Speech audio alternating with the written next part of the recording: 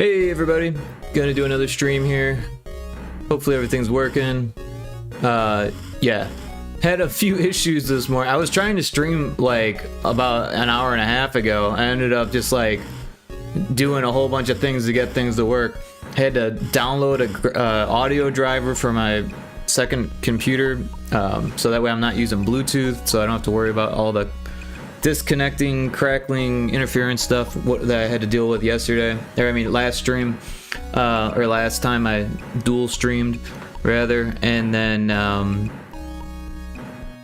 I couldn't get the browser docs to show on OBS. I had to like go into the task manager and look under processes. Apparently, an OBS process was still running, and I was like trying to reopen OBS, and it was working, but none of the browser docs were. It took me forever to find that.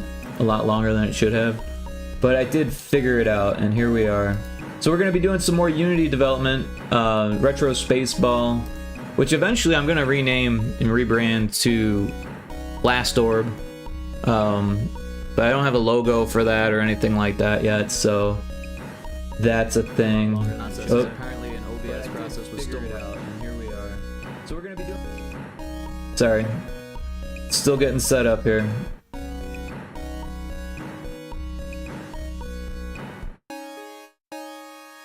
But it sounded like everything was working, so that's good. Hopefully the audio's not bad.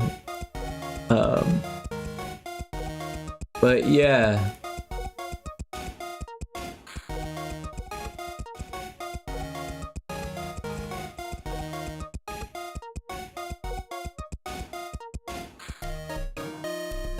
Anyways, there's an ad starting in like 20 seconds, 25, 30 seconds, and after that we'll get started here.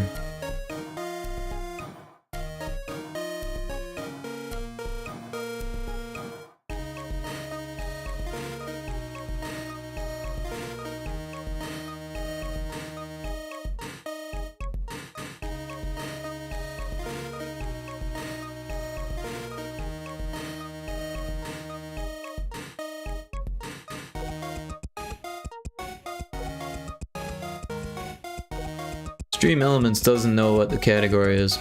That's weird. What does the stream say? It still says peak. Did I not set the category? My bad.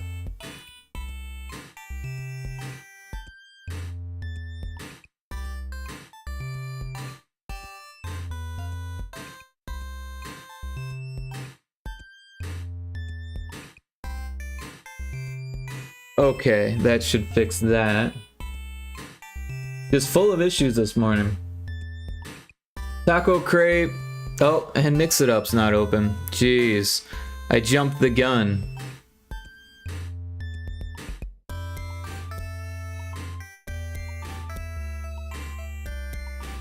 Freedroll, sorry. Everyone's check-ins aren't working. Sorry, I'm so sorry.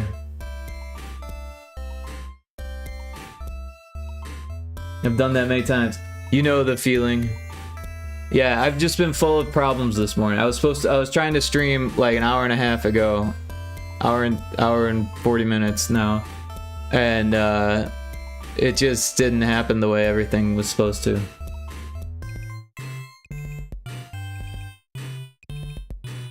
Let me see if I can fix that redeem by turning it on and off. Sometimes that helps.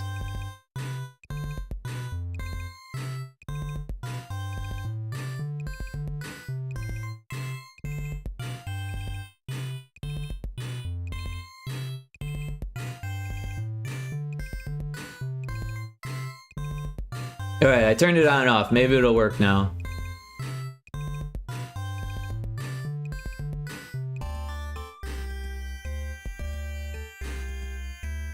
See if I can do it. We'll check in.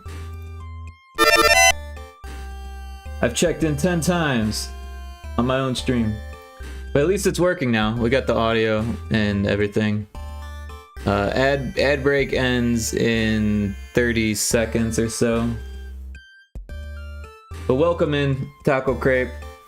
Free Draw, I imagine you're in the ad still. If you're not, welcome in. Welcome in either way.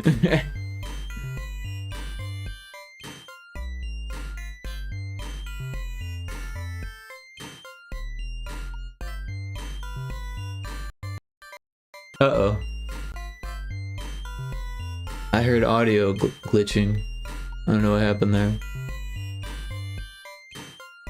Alright, it looks like the ad break is back. What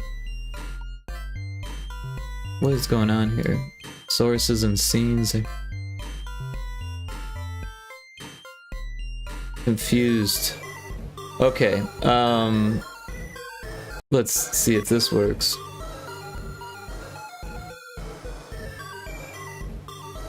Okay, so this seems to be working. Cool.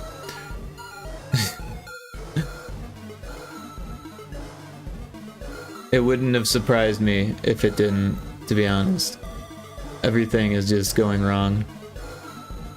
Alright, so we were in the middle of something, and I ended the stream before, so let's finish what we were in the middle of. It was, like... enemy replacement, I believe. We were replacing all the enemies with a new enemy.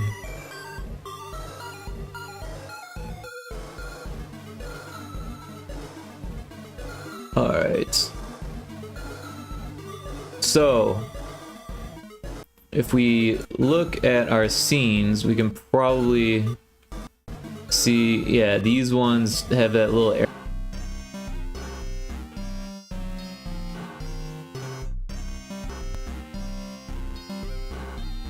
The audio is glitching a little bit. Not sure what's up with that. But yeah, welcome in Free Droll and Taco Crate. Appreciate you both being here. We are doing another early stream. I slept for like 14 hours last night. I went to bed at like 8:30. I was just like super tired. I was like, yeah, I'm gonna take a little nap. And I like set an alarm for like 40 minutes. And when that went off, I was like, you know what? I'm just gonna sleep. I'm just gonna sleep through the night. And then I woke up around maybe like 5 a.m. and I was like, you know what? I'm still tired. I'm going back to sleep. And then I woke up around like 10 and I was like, okay, I think I'm awake now. And then I did the math and I was like, wait a second. That was over 12 hours. That was 2 hours over 12 hours. That's a total of 14 hours.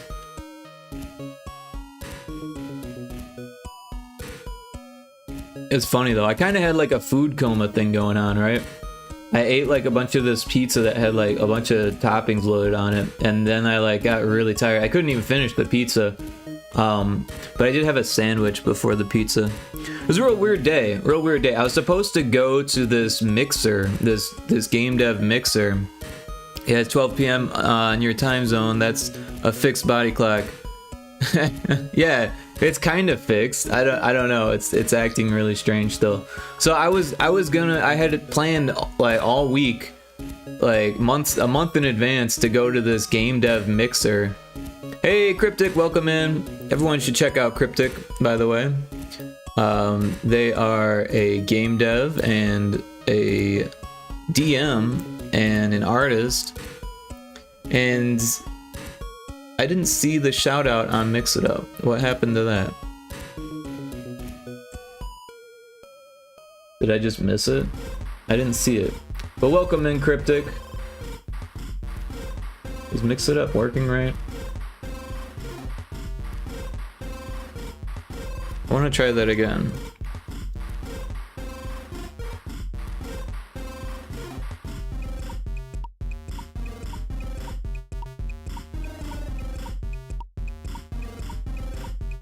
Huh. Doesn't seem to be doing it. The audio worked.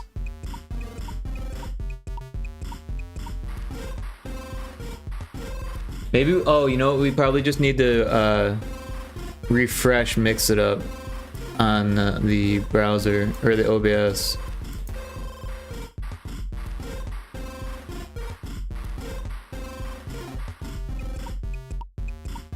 OMG, you are working on RSP. Yeah, I've set up a two computer setup. Wait, how come I can't see your name on here anymore? Weird. I'm trying to shout you out another time here. Just to see if it's working. The hats were okay, now everything's working. Alright, alright. Yeah, I needed to refresh, mix it up to get the image on there. But yeah, thanks for dropping in. Yeah, so I did something and now I have two computers, right? So I set up a stream or a capture card from my laptop to my older Dell XPS, which is like a tower. But so my laptop has a 1660 graphics card, I believe, and then my XPS has a 1050 graphics card, right? So it makes more sense to do all of my computing on the laptop, but I could do some streaming on the desktop. So I managed to send it to the desktop. Now we can play Retro Spaceball without it breaking. That was the whole purpose of this, because if I hit this play button before, it would like just lag like real bad.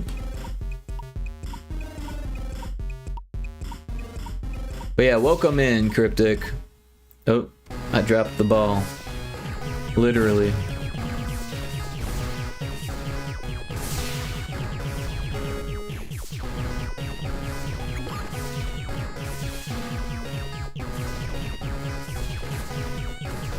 See how there's no lag now? Although there was supposed to be enemies in that level, right? What happened there? If it works, it works. Yeah, it took me like a while to get it to work this morning though, which is a little unfortunate. So this audio is just a little loud for me. Does that turn it down for everybody?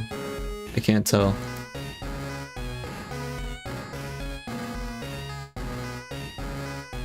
I think it's still okay.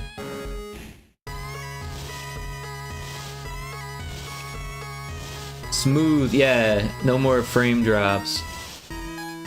Aren't there enemies in this level? What's going on with that?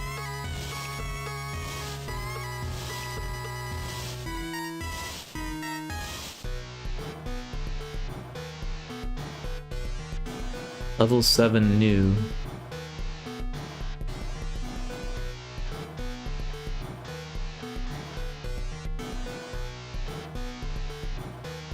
Enemies, here they are. Okay, so it has enemies, they just didn't turn on for some reason.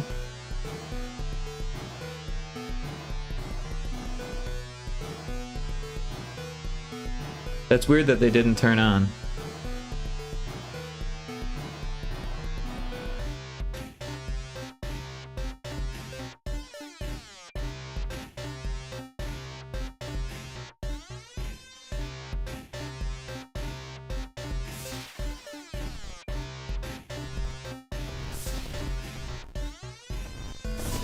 Wait, they did turn on, but these ones turned off. Weird. These ones are on. Right, that's what this little checkbox means. But it turned them off. Alright, let's go to the previous level and look at what we did, because that's gonna help us to figure this out. Oh, there's a Pokemon chat. I'm gonna play the hell out of this game after you update it. Cool. Yeah, it's due for an update. So what I've been doing now is I've been optimizing it so it'll work on crappier systems, or if you're streaming kind of thing, right? So that way there's gonna be like graphics options. Yeah, I'm still not exactly sure what's gonna go all in the next update, but that shouldn't be a huge surprise. So we've got this new enemy called Enemy 1 2D Cole, And what this does is when the player's not near it, it turns it off. So we're gonna grab one, so we'll just copy it, and then we'll go to this scene that we were just at, and we'll paste it in here, in there. And now we're going to replace all of these ones with these ones. So let's yeah, so if we do that, and then I think it's Control-Shift-F. Let's turn this shit on so we can see better. So yeah, enemy 2. All right, so now we can turn this one off, and that one's in its spot, right? So we go here, then we Control-D that one, and then Control-Shift-F, and now it's in that spot. We can turn it off, move to the next one. And we're just going to be doing this until we replace all of the enemies in all of the levels. And that's probably what we're going to be doing today. So it's a little bit boring, but this is what it takes to optimize things, right? So we've got that one. We're going to duplicate this one, and then Control-Shift-F to move it in the position, and then turn this one off. And then these ones appear to be missing, but they're actually just invisible. Wait, no they're not. It was just zoomed in too much. Okay.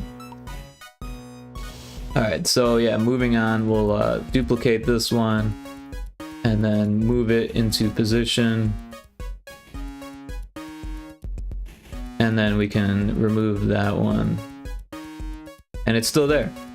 So yeah, I'm just replacing all the old enemies with the new enemies that are more optimized. And that should help on slower systems.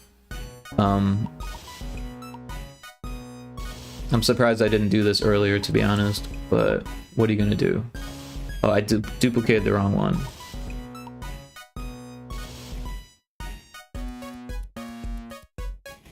But yeah, these are, for people who don't know Unity, these are prefabs.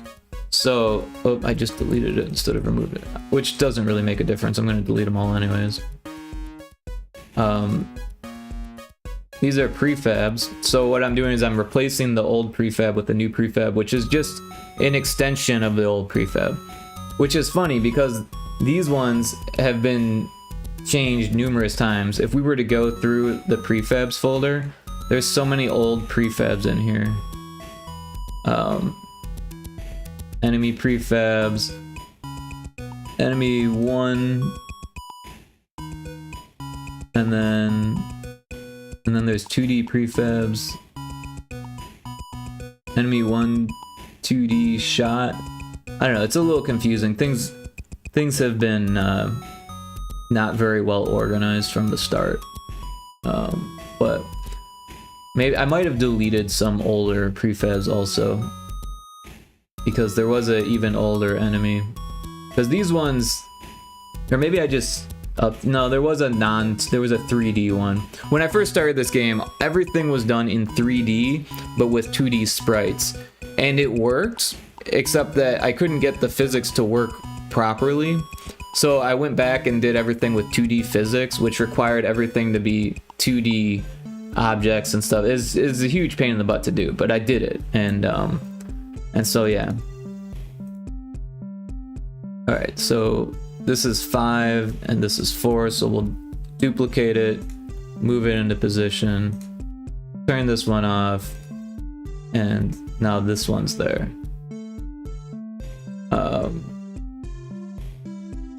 Then this one, duplicate, Control F, and then turn it off.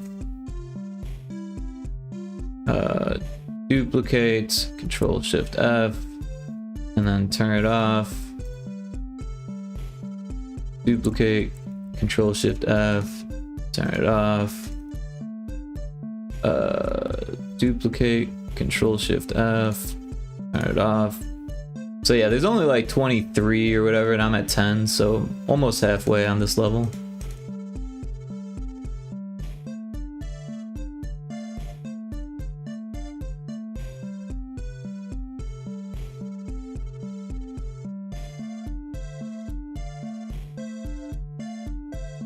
But yeah, I like Unity and I miss working in it, but at the same time, I kind of have to relearn a lot of things because it's been like almost a damn year since I've used it, to be honest, right? Like, I mean, I've touched it here and there and done a few minor things, but mostly just like going in and trying to get it to work with OBS. And since it didn't, I was really discouraged. Worked with the knowledge you had at the time. Oh yeah, this whole game. I mean, I started this game in 2017, Cryptic. So this whole time, I've been like making stuff and then remaking it and then remaking it and then remaking it, and I'm still adjusting all of the things. I've refactored numerous scripts. There's like so many scripts that are being used and so many that aren't being used. Cleaning this script or cleaning this project is going to be a huge undertaking. But luckily it's like a small project, quote small project. So like it's still not very large in terms of like download, right? When you download the project, it's not that big compared to like, I don't know, even when I worked on Little Screamies, that one, like it was so hard to get that to be under a gig. Where this one is like, I don't even think we're close to a gig. I'm not really sure. Haven't exported it in a while.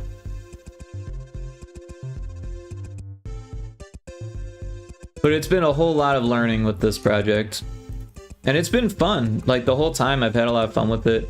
There's a lot of people that are interested in this project, which is really cool.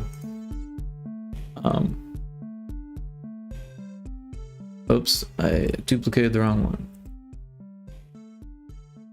And that's one of the things that keeps me going on this project, is that like there's so many people that are, oh, I did it again. They're just really interested in the idea and the concept behind this.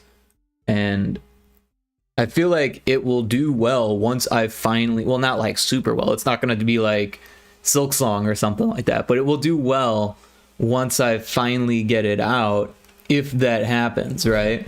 But at this point, people are probably wondering if it's going to happen, or saying that it probably won't happen because it's been so long since I even worked on it. And you know, a lot of times when people see devs work on other stuff, they're like, oh, well, they just abandon all their other projects. And like, I don't see things that way ever. And maybe a lot of devs don't, and maybe that's part of the reason why. Like, I don't know, as a dev, you can't really tell what's going to happen in the future, right? Sometimes it's easier for an outside perspective to be like, you know, this isn't a failure and this is a success, and like, how come the dev can't see that? And sometimes you're too close to the project to see what's actually going on. To be fair, Little Screamies was all 3D models, low poly, but 3D nonetheless. Yeah, I mean, it wasn't all low poly. It was, some of it had some medium poly going on, but yeah, like generally speaking, it was low poly. And yeah, we had to optimize everything to get it to fit in, to get it to fit on Itch without asking for more space. Because Itch has a soft limit of 1 gig. 1 gig. I say soft limit because you can technically ask for more space for your game, but they want you to compress it as much as possible. And so that's what we did. We compressed it as much as possible, and then we got it to fit. So we didn't have to ask for extra download space or whatever. But at first it was a good like 3 or 4 gigs, something like that. I can't really remember. But there was a whole lot of packages that weren't even being fully used, and some scripts that weren't being used, and like just like a whole bunch of stuff that I personally had to go through and clean. There was a lot of things in that job. I wore a lot of hats, probably more than anyone else on the team. I just screwed that up, didn't I?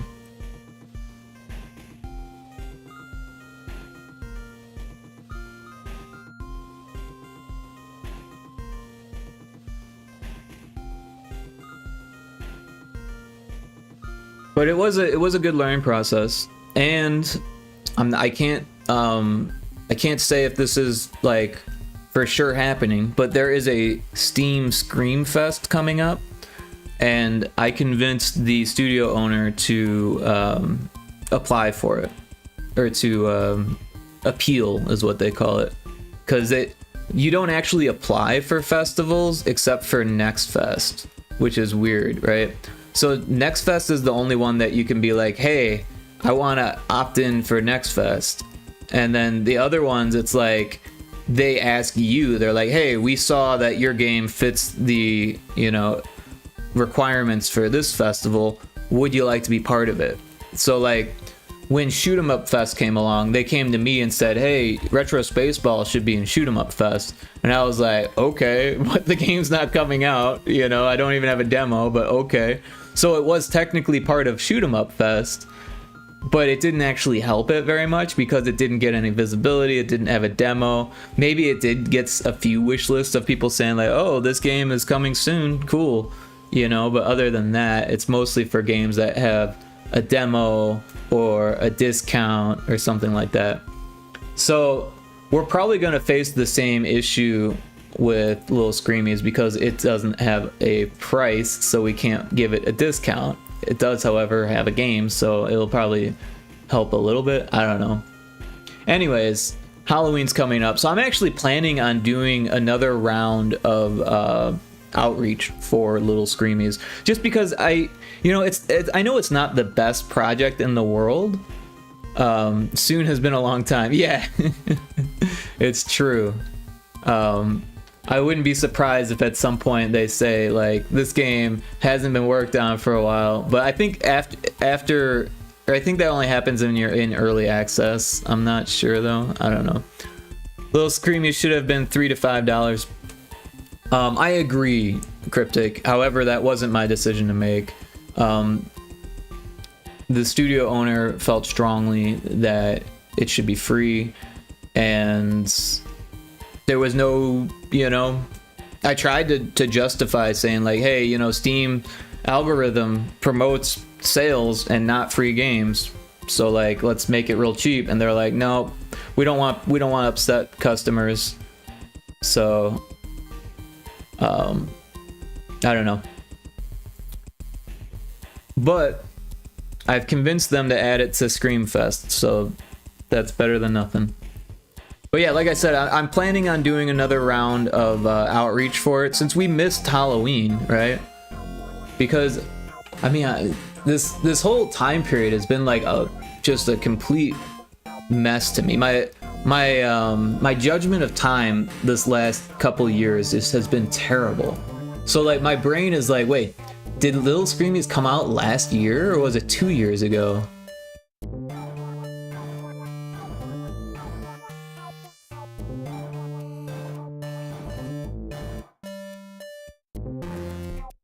Yeah, so it came out in November of 2024, so last year, which feels like 2 years ago for me because I went through a whole lot between the release of this game and where we are now. Like this last year just has been fucking insane for me. I moved across the country, right? My mom died, like I had to drive across the country numerous times since then. It's crazy.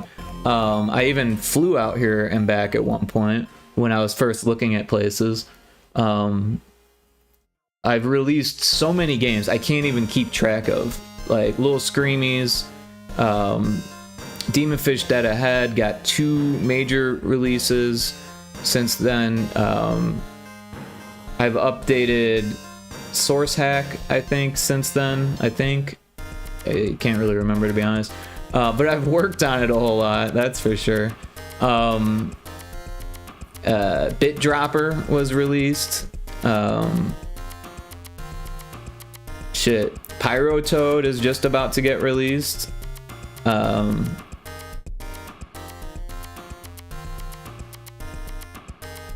3 days before you, so because Little Screamies released on November 6th and Pyro Toad is getting released on November 3rd. Yeah, but also Little Screamies got released on voting day, which was like a terrible thing. I didn't see that. It was totally my fault, and that hurt a lot. So I'm partially to blame for that. I mean, almost fully to blame, right? Everyone should have been like looking at like what the best release date is but it was my pulling the trigger on that. I was like, yeah, let's just do it this day, you know, while it's still not, because like the whole thing was we missed Halloween, which was like what we were shooting for, and so we're just, well, I guess we might as well do it during Halloween time still. Well, it's before it's like Thanksgiving time, right?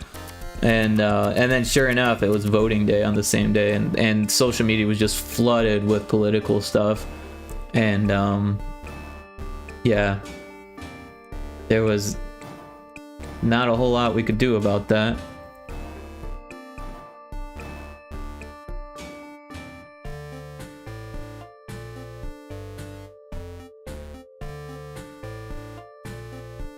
But yeah, like I said, I plan to do some more outreach for Little Screamies. I have this whole list of streamers, and I never really went through it. I talked to a few people, you know, and a few people streamed it, and it was cool. But like, there's like all of these horror streamers that I compiled on this list, and I don't know. I think the team kind of lost motivation a little bit, and because everyone was like, oh yeah, let's do outreach together, and then it was like, shit, I'm the only one doing outreach, or at least that's the way it felt.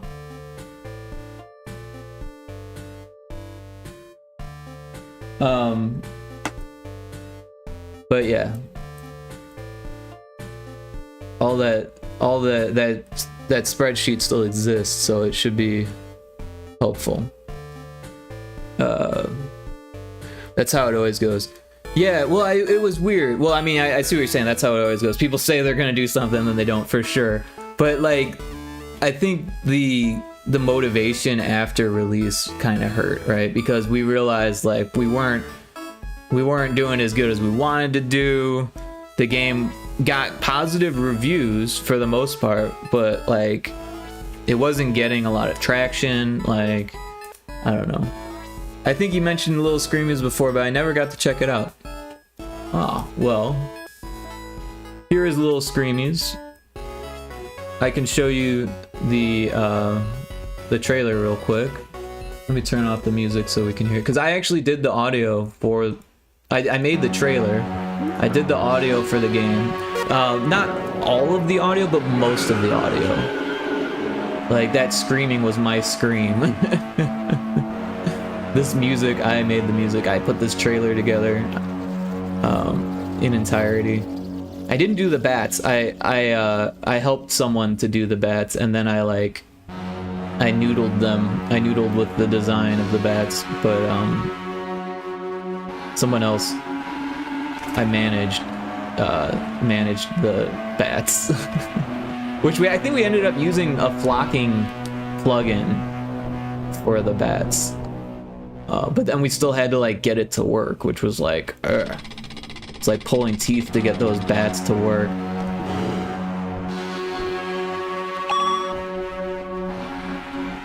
I mean, it was never gonna be a big game though, yeah.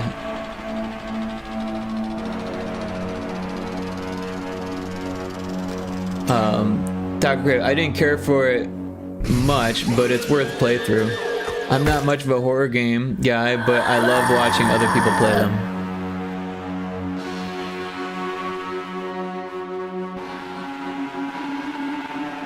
So yeah, nothing crazy good, but we put a lot of time into it. We worked on it for a lot longer than we should have, but there was a lot of things that that went wrong with the development there. I can't go into too much detail because all of that was under NDA, but I mean, some things I can say just generally, like, we learned a lot. You know, it was our first time working together as a team. A lot of the teams, it was their very first non-solo project. So, and for some people, it was their first release ever. So, we definitely learned a lot. And that was my first time managing a team also. it was a good experience, but yeah, it was a little bit disheartening to learn that like we were kind of going to close down as a studio like right after.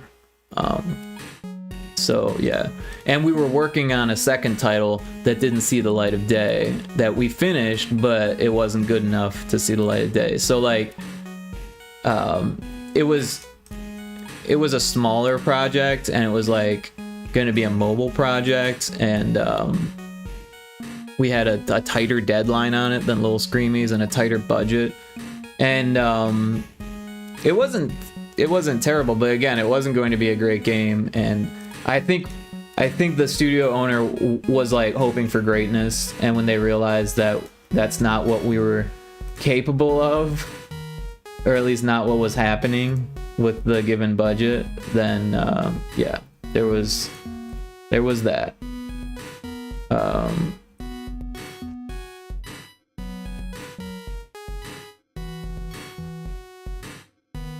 But yeah, Taco Crave, it's not the scariest game. If you're worried about it being too scary for you, it's not really the scariest game. It's got a couple jump scares in it, but it's nothing like it's not gonna give anyone a heart attack. No one's gonna wet the bed, have nightmares over it.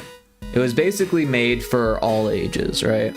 It wasn't really like a kid's game, but it was not an adult game. Like, it wasn't like mature in any sense of the word. It was very cartoony. Like I said, the jump scares were the scariest part of the game. And pretty much anyone could enjoy it, right? So an adult could enjoy it if they're into that kind of thing. And then also someone that was, you know, pretty young could enjoy it as well. There was a couple spots where it got a little bit difficult if you weren't like big into video games. Like if you don't know your way around video games, you might have a little bit of trouble in a couple parts of the game. But for the most part, even if it was the first game that you picked up, it shouldn't be like crazy difficult. And we did a lot of that on purpose. That was kind of the goal, was to make something that everyone could enjoy.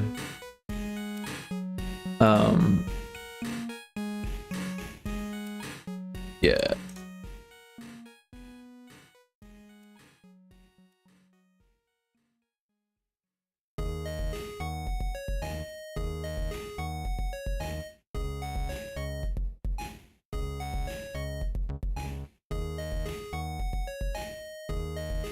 How's the balls in space going? So yeah, in Retro Spaceball, we've been doing a couple things to optimize it lately, and it's been going slow. If we're gonna take all things into consideration, it's been slow. I've been struggling to relearn Unity a little bit. I mean, not really struggling, but I've been relearning Unity a little bit because it's been so long, and you know, looking through old code is always kind of challenging. But yeah, what we're doing is we're updating these old enemies with these new enemies, and then turning off the old enemies. And we just finished. So now we can delete all of these, and these ones are all good. And so what these ones are set to do, what's special about these ones is that they so I think we turned this one off, but see how these ones are turned on? So when we hit play, it will turn on this one, and then so now they're on, but now they don't turn on until you get close, right?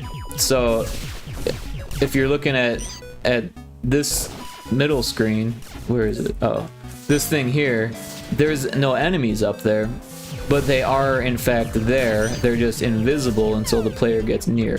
So that means they're not processing any scripts or anything like that, and they're not like aiming at the player or like thinking about whether they should shoot or not. Of course, you can't hit them, but they're too far away to get hit anyways.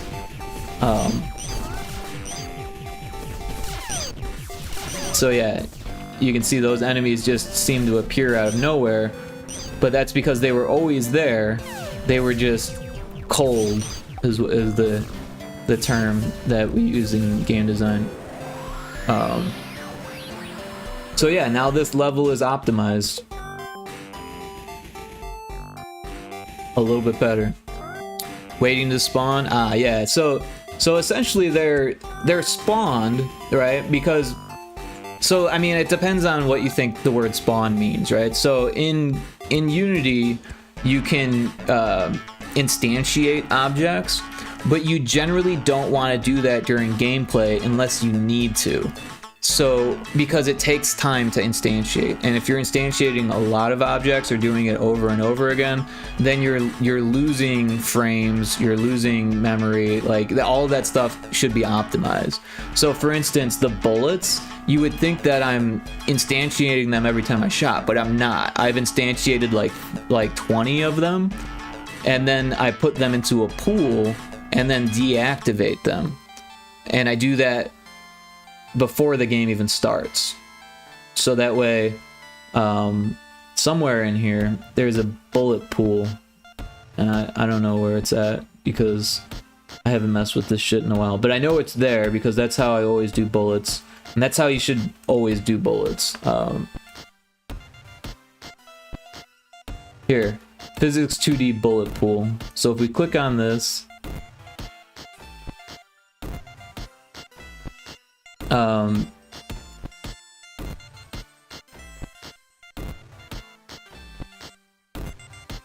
no, maybe it doesn't do that right away.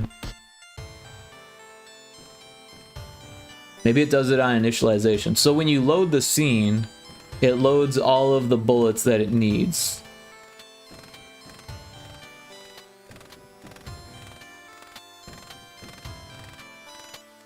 Right? Where are the bullets?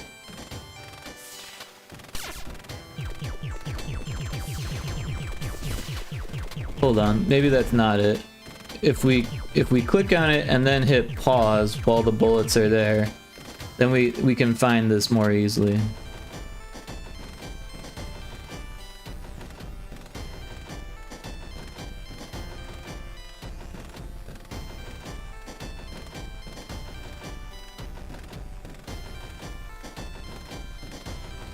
Okay, yeah. So we've got all of these different shot clones, right? Not to mention different types of shots. And we've got all of the enemy shot clones down here. So all of the shots are already in the game, even though none of them are being used, right? That's what, these are like the enemy bullets, and then these are the player bullets. And then I've done the same thing with the enemy debris. So that way, anytime you shoot an enemy, all these snake blocks, those aren't even in the game. Bug boss shot, those aren't in there either. But anyways, so yeah, some things could be optimized even further. Like these ones, I don't even think these are the 3D shots. Interesting. So things could still be optimized further, because having more game objects in the RAM does affect things like how quickly it loads and all that stuff. But since they're not being used and not processing any scripts or anything like that, it doesn't make that big of a difference. And because it's like a sprite-based game, it's not that huge of a thing. Do you instantiate all the enemies when the level is loaded, or they are just cold? So with the enemies, I don't actually instantiate them at all. They're already loaded into the level from the start. There is a Pokemon in chat.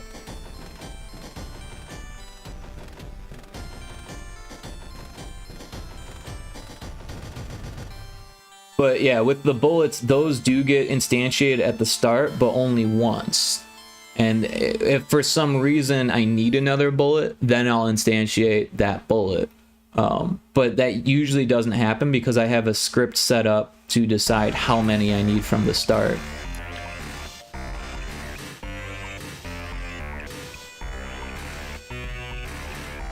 So I have a feeling there's probably another bullet pool in here, because this one is just the bullets that I need, but then there was a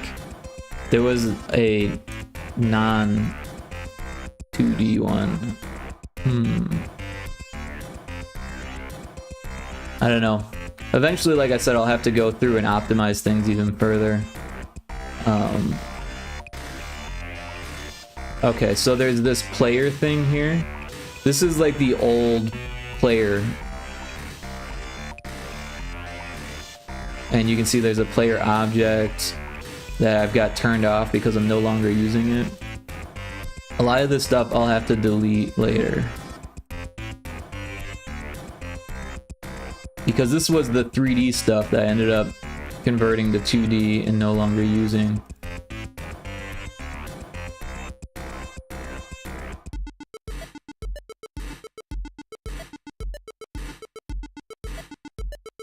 Yeah, I don't even know where the stuff is anymore on this. I have a feeling there's another bullet pool. Wonder if I just type pool.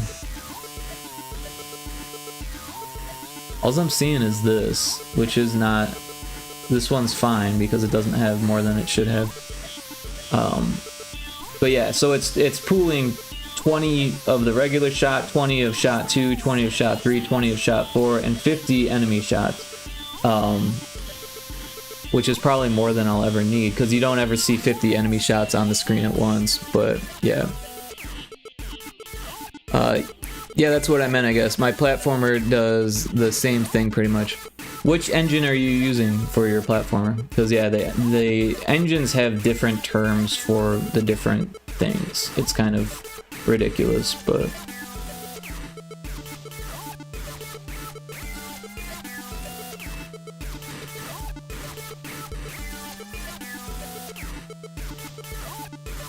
Alright, so this level should be good. We'll save it. Like I said, further optimizations will be needed down the road. We're just optimizing one thing at a time and doing it across all of the scenes. Because this one change should help quite a bit. Let me get some liquid in me.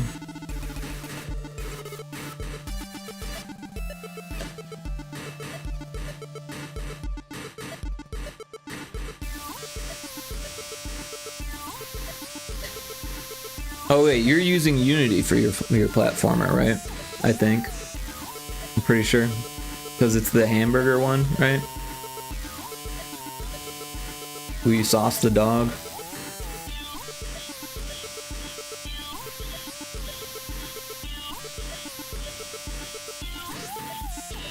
I should know this. Alright, so then we're gonna do the same thing. We're gonna find the enemies. They're here. And then we want to paste in a new enemy. So there's that, and then let's turn all of these on, and then we will move this one to that position, and then turn this one off, move over here, duplicate this one, and then move it to position, turn this one off, and yeah. Duplicate, move, turn off, move to there, duplicate, move, turn off, move to here, saved it, duplicate, move, turn off, move to here, duplicate, move, turn off, move to here.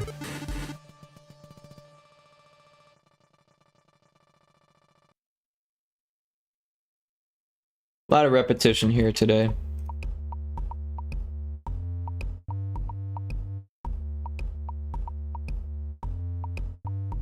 But yeah, feel free to chat me up, because this isn't the most exciting thing.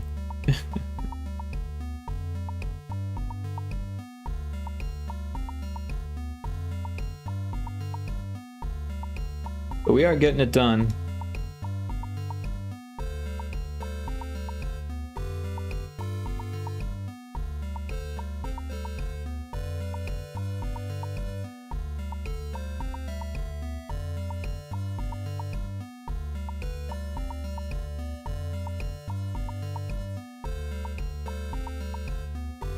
Just co-working at the moment. What are you working on, Taco Crepe? Ooh, I got into a game project with a group. Oh yeah? Another team project? Tell us about it, Cryptic. I'd love to hear more.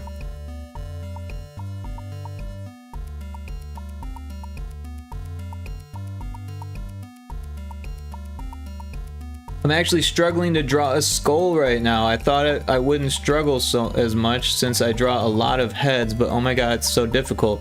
What type of drawing is it? Is it like a figurative drawing of a skull? Like, is it like lifelike, or is it a more illustrative or stylized skull? Because that's very different things.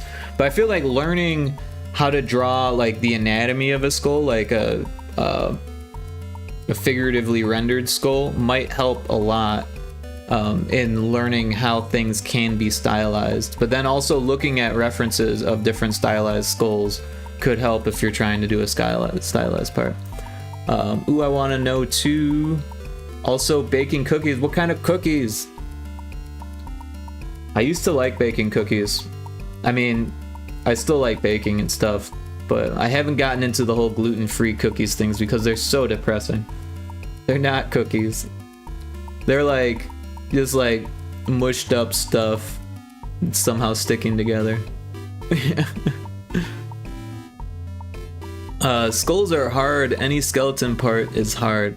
It's all practice, I feel like, with skulls and stuff. I mean, especially for the figurative, like anatomical drawings, like that's all just practice. And blowing up here.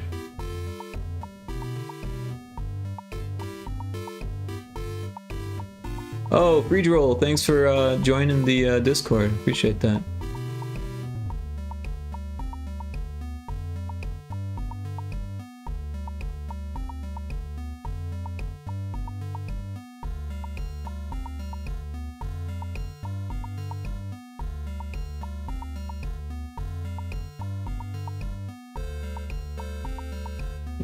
Gluten is commonly found in wheat, right? Yeah, gluten is in wheat. Gluten is in wheat, barley, and one other thing. What the hell is the other thing? Wheat, barley, and rye, I want to say. Let's be certain about this.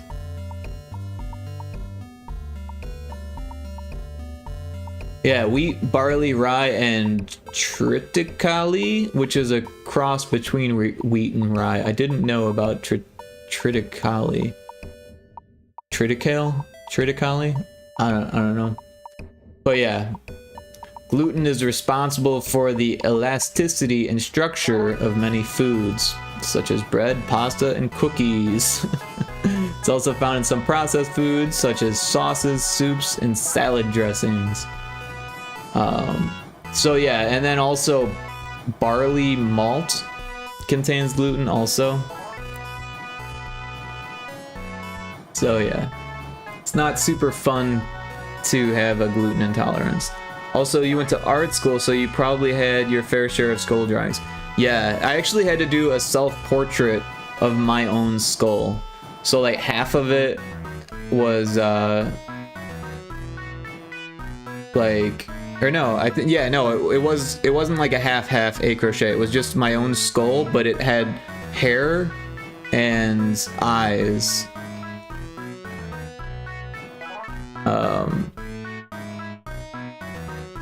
Although I don't think I did facial hair on it. Maybe I did. I don't think so though.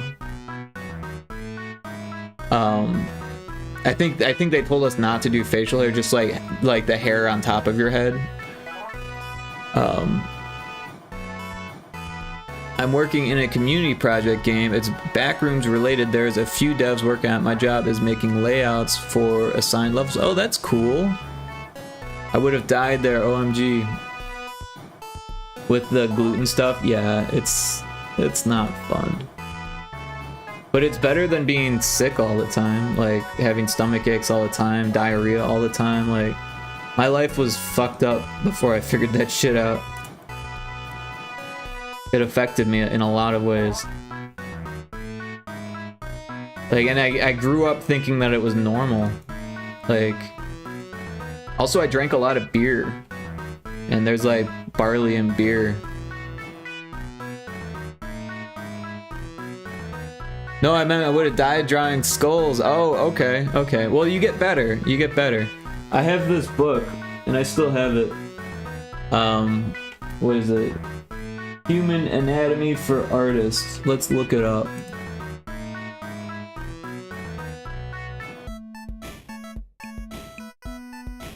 This was it. Elliot Goldfinger.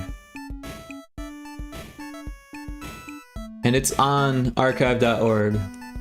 So if you're interested, look at that first page. How to draw a skull. And it's interesting because they're actual drawings.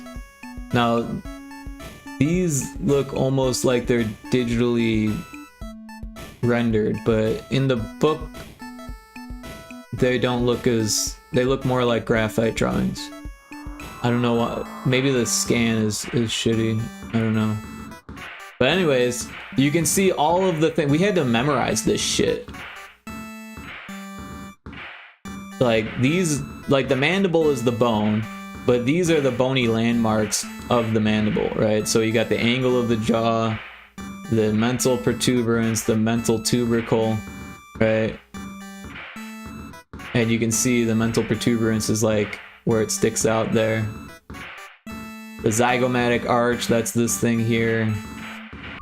The mastoid process is this like bubble thing down here, right?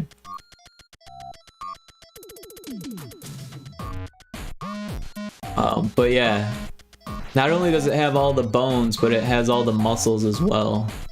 Oh wait, I've got it pulled up on the wrong screen. Anyways, this is what I was looking at, the skull here. And again, like, for some reason, it seems washed out on this image, where on the book it doesn't seem as bad. Like, why is there no line there? What happened there? I think what they did was they scanned it, and then took the scan into, like, Illustrator or something like that, and made a, yeah, you can see they made like a digitized version of it, and they didn't do a very good job of it. Like, everything looks shitty. Probably would have been better if they just used a regular scan of it. But this is archive.org, so it's a free version. Like, yeah, trying to read this would be like difficult. But all the information's here. Other than some of the nuanced information. Like, you can't even tell what the patella looks like from the inside and outside view. It's like a blur. But yeah, this was the book that we learned from. And it is, I definitely, like, you know, I use all of this still to this day. I recommend it for sure.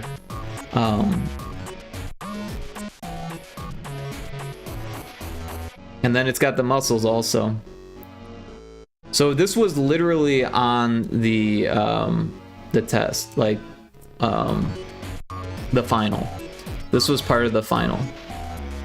The final was the whole skeleton and the whole muscular structure.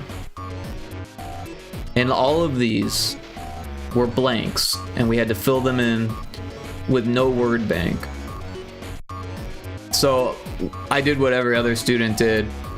I cheated and made a word bank. But I had to make it super small so that way I could actually use it and get away with it. And then I felt super bad when the teacher was like, "You did so good. You gotta come to advanced anatomy." I was like, "No, thank you." Because technically I cheated because I used a word bank, but we still had to know where to put all of the words in the word bank, you know what I mean?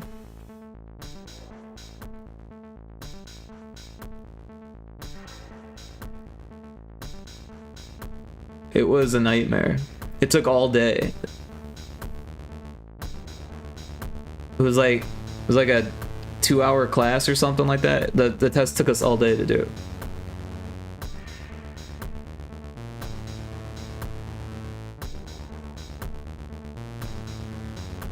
Yeah, this isn't the best reproduction of the book. Like, this is a fully drawn image there, and it's all blurred out and stuff. I don't know what's the matter with this one. Maybe this is better. Oh, this is like download. This is the same poor scan quality.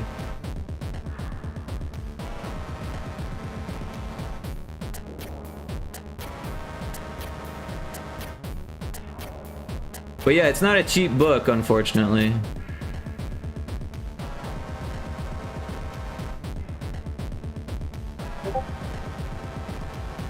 I guess you could find it used for a decent price.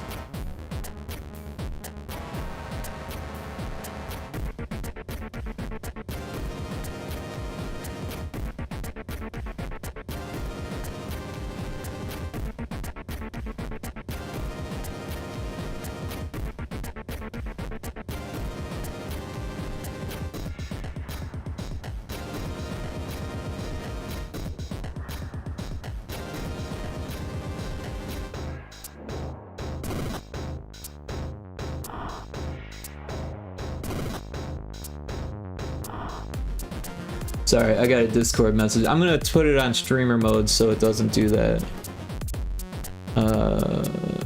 Streamer mode. There we go. That should fix it.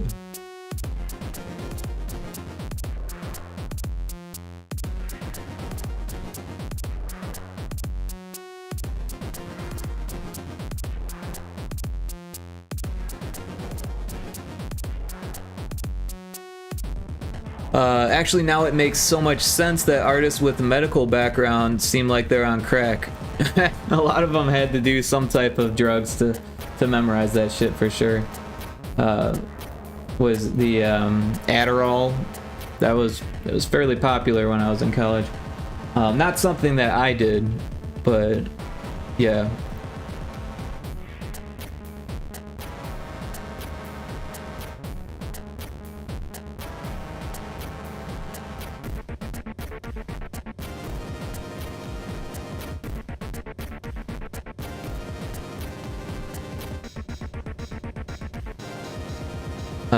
Alright, so we were at 16, so we can turn this one off. Now the 17, duplicate, move it, turn it off. 18, duplicate, move it, turn it off. 19, duplicate, move, turn it off.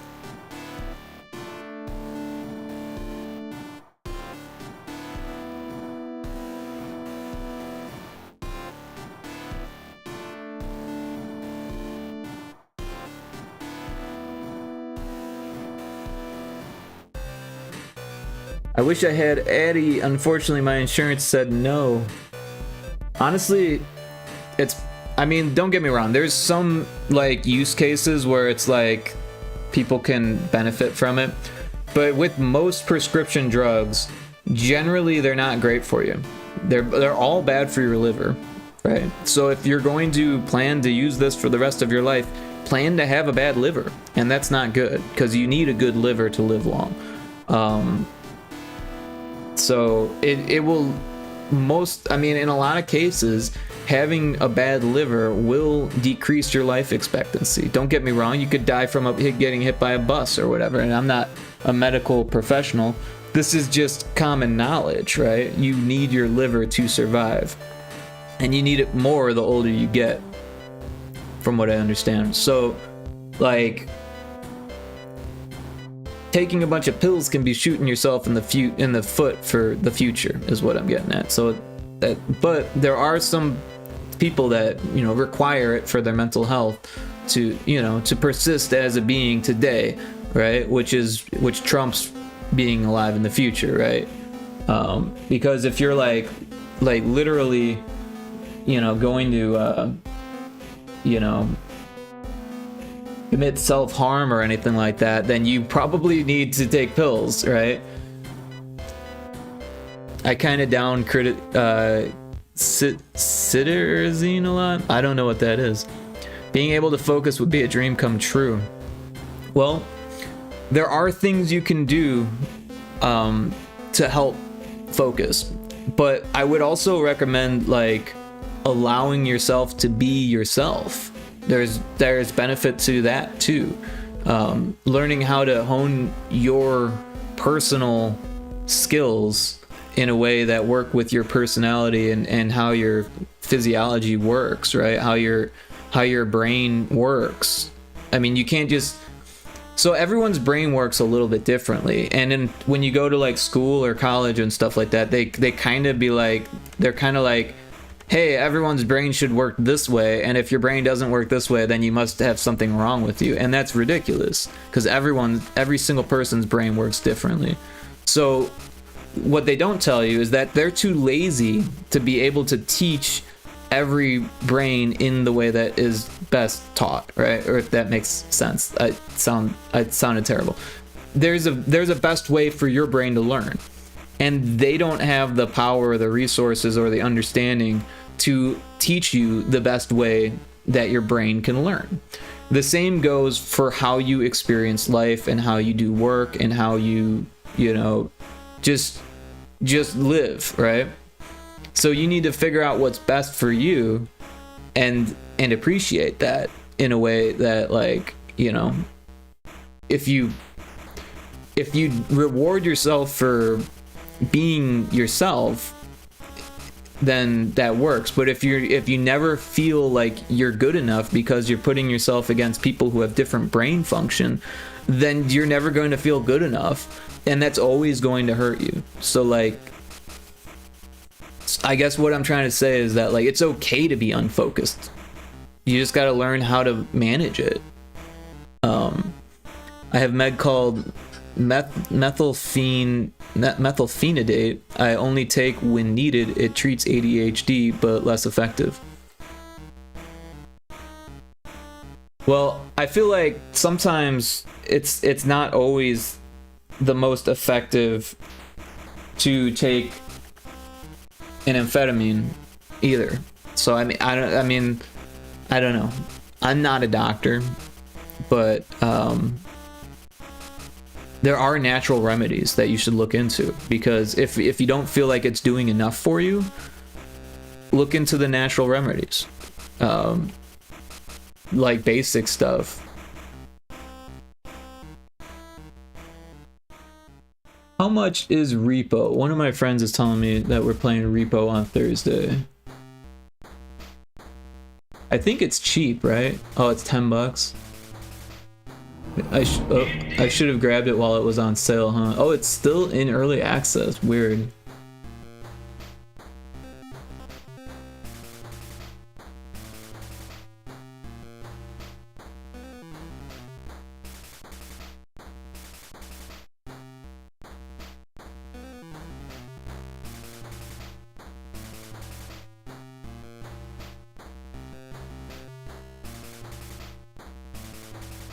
Okay, so it looks like the all-time low was $6.99. So even when it's on sale, it's only $3 cheaper.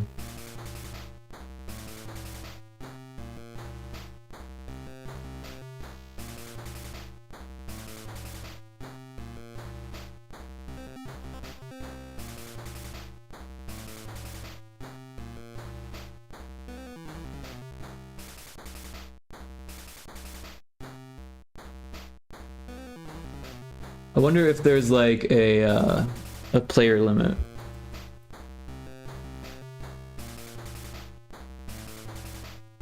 Six players.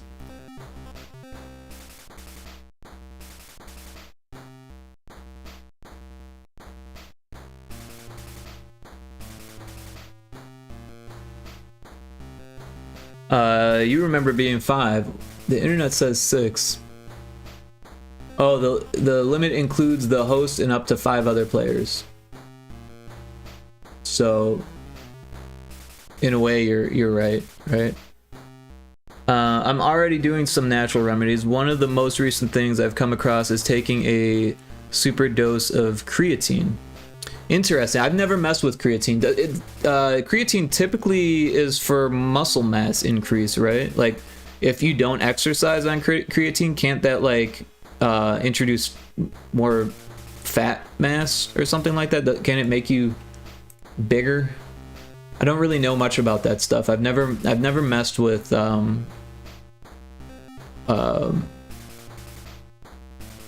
whatever they call that. But the word is just slipping my brain. Things that you take on the side.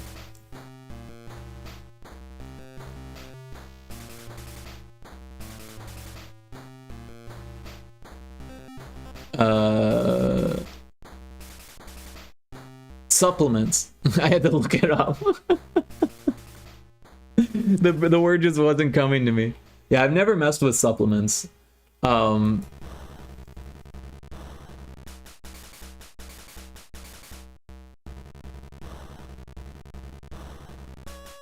Let's see what we can find for natural ADHD solutions, because this is something that comes up often, not awesome. Let's see. Exercise, sleep, nutrition, mindfulness. What does it say about mindfulness? Meditation. So yeah, those are things that I do. I exercise. Well, clearly my sleep schedule is terrible, but I try to fix it. Nutrition, I eat healthy. Now that I can't eat gluten, it forces me to be even healthier. I try to stay away from processed foods. I eat a lot of like raw foods, or if not raw, they were raw before I cooked them. And then I do meditate quite often. Not as much as I used to. Depression was really the big one for me, right? Like ADHD, I never really felt like it was like hurting me. But depression was rough. Like I had a lot of trouble with depression, and when I was at my worst, I was meditating every single day and exercising and eating healthy with meditation, like got me out of depression. Like I would not say that I'm like completely cured, but I have not felt depressed in years. Even with the passing of my mother, I wasn't depressed. I was sad for sure. I grieved, yeah. I mourned for a bit, and it was sad. There's no doubt about that. But it like I remember the depths of depression, and I did not hit those depths. I did it healthily, right? Like anyone would. Your body uses creatine for energy creation, so when you work out, your body uses it to rebuild faster and helps your muscles retain water mass, but your brain also uses creatine, so taking a super dose allows creatine to be utilized by the brain. Interesting. Yeah, I don't know anything about that. They were raw before I cooked them. Yeah. Well, so raw vegetables are supposed to have more vitamins than cooked vegetables, apparently. I'm not sure why all of a sudden we started cooking everything. But apparently it's better for you if you don't cook some things. But I do eat, raw vegetables quite often. I just cut them up and put them in a salad, right? And instead of using salad dressing, I use yogurt and cottage cheese with like some olive oil. And that's my salad dressing. So I'm still getting the animal fat, but fatty acids are good for you. But I'm not getting all of the processed junk that comes with, ranch dressing or whatever, or whatever they add to all that shit. Saturated oils and all that shit. Whatever it is, I'm just, minimizing it by just the 3 ingredients that I enjoy. They basically lubricate the salad so it's easier to, eat, right? Otherwise the spinach is like sticking to your mouth and stuff like that, right? Sticking in your throat. I don't know. But yeah, meditation, you can't overlook it.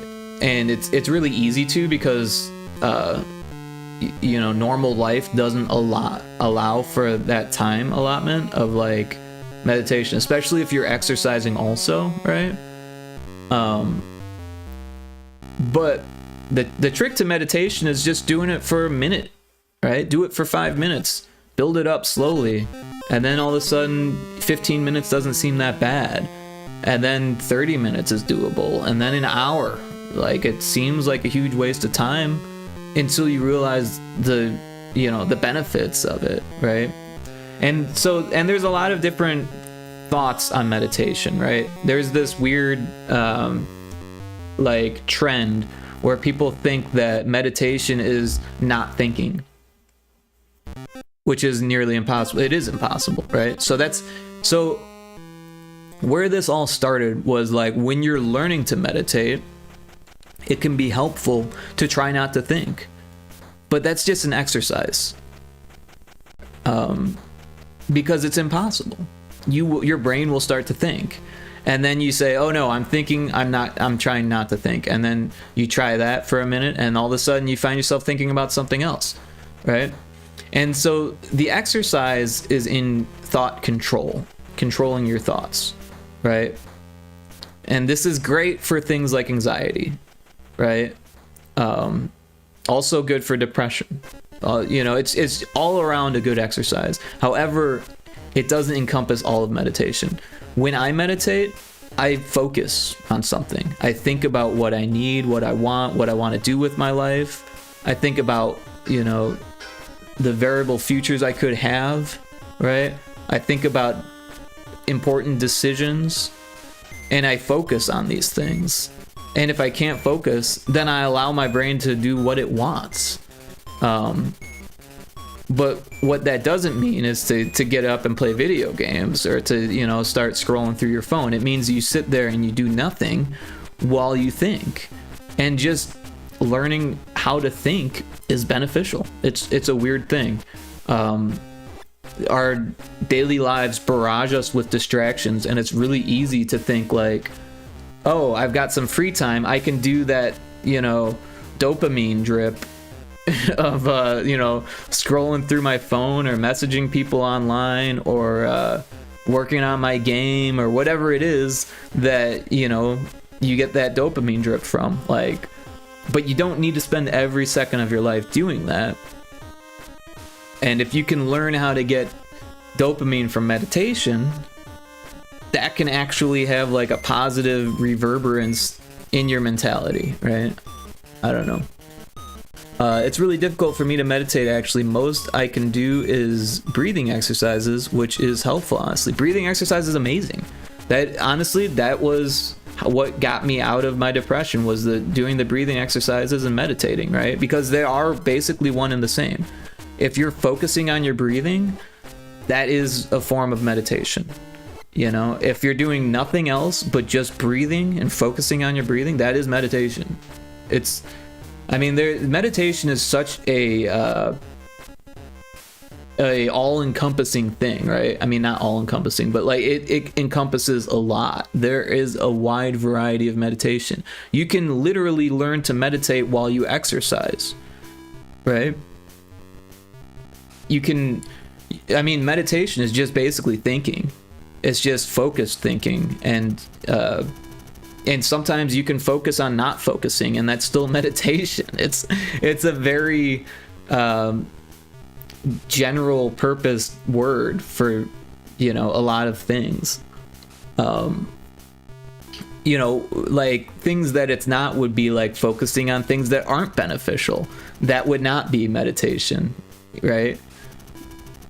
But if you're focusing on something that's beneficial, then it is meditation. It's a little weird. Oh, maybe I did get to do it.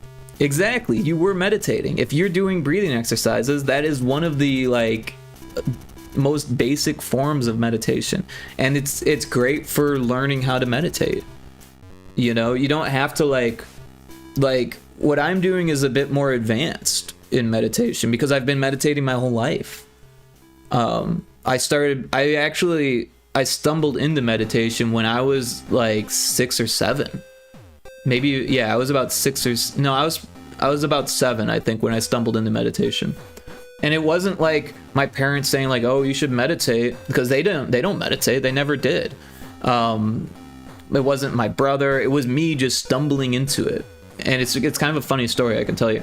I was really interested in cats. Like, I was drawing them. I was hanging out with my cats. And I was watching my cat just sit in the sunlight. And it was like really into it, right? Napping in the sunlight, right? But it wasn't napping. It wasn't like laying there. It was sitting. And maybe it was dozing off, but it was, in my opinion, it was meditating. It was just being, and it was enjoying its being in the sunlight. It didn't always have the sunlight, and therefore it was enjoying it. It purposely sat in the sunlight and just enjoyed it. And I was like, this must be really cool for the cat, because it does it every chance it gets. Let me give this a whirl. So I laid there in the sunlight and then just enjoyed it. I would open my eyes, see if the cat was still there, and they were. And so I would close my eyes again and just enjoy the sunlight some more. And that's when I started to meditate, because I felt my mind drifting and I allowed it to drift. You know, like I said, a lot of times people think like, oh, don't let your mind drift during meditation. That's just an exercise. You don't have to start that way. It's a good exercise, and I think you should give it a try at least once, but you don't have to do things that way. You can allow your brain to go wherever it wants, because that's a form of meditation too. So yeah, that's what I did. I just allowed my brain to come up with abstract thoughts, to focus on what I was seeing behind closed eyes, how I would draw those things, you know, whatever it was, you know. And I would incorporate music too, because it became a thing that I did. I moved my boombox down into that spot where the cats sit, and I had actual meditation music that my mom had bought. There was, during the 90s, there was this thing called, because I think my mom did try meditation at some point. She had like a woo-woo friend that was like trying to get her into that type of stuff, like burning sage and stuff like that.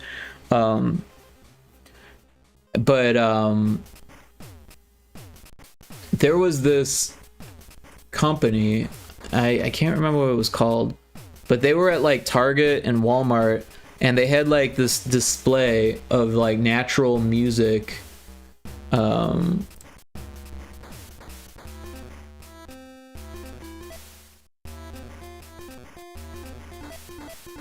Anyways, I know one song because it's my favorite.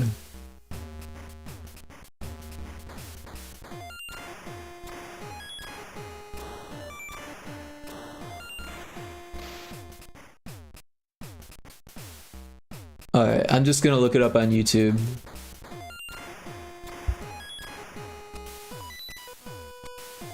And I'll play it. I know I'll probably get like a YouTube thing, or my VOD will get muted for a second. But if I can find it, where the heck is it?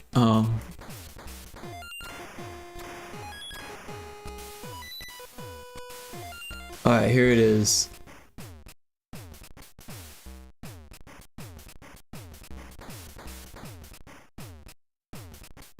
Alright, everyone prepare yourselves. This was and still is probably one of my favorite nostalgic meditation music. It was called Nature's Magic, was the company that made these. And it was like one guy, I believe, who made all of these.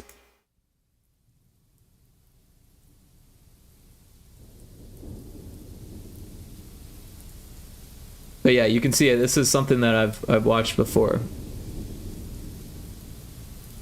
And we don't have to listen to the whole thing, obviously. It's 10 minutes and 45 seconds long. But this is my favorite song off of my favorite record of this person's meditation music. And these were super popular in the 90s. So my mom had a few, and my brother and I would kind of like not beg, but ask for ones, be like, hey, could we get these? And they were like cheaper than regular music CDs, I think. So we had a few of them. Oh yeah, I think you showed me this before. I probably have. That would put me asleep. It is great for sleeping. But if you're, this is another thing I learned. If you're trying to meditate and you fall asleep, that's okay. That means that you were too tired to meditate. Try again when you're not so tired. But this makes tears well up in my eyes. Like this, it's so cheesy, but it's so good. And it just reminds me of being like 7 years old.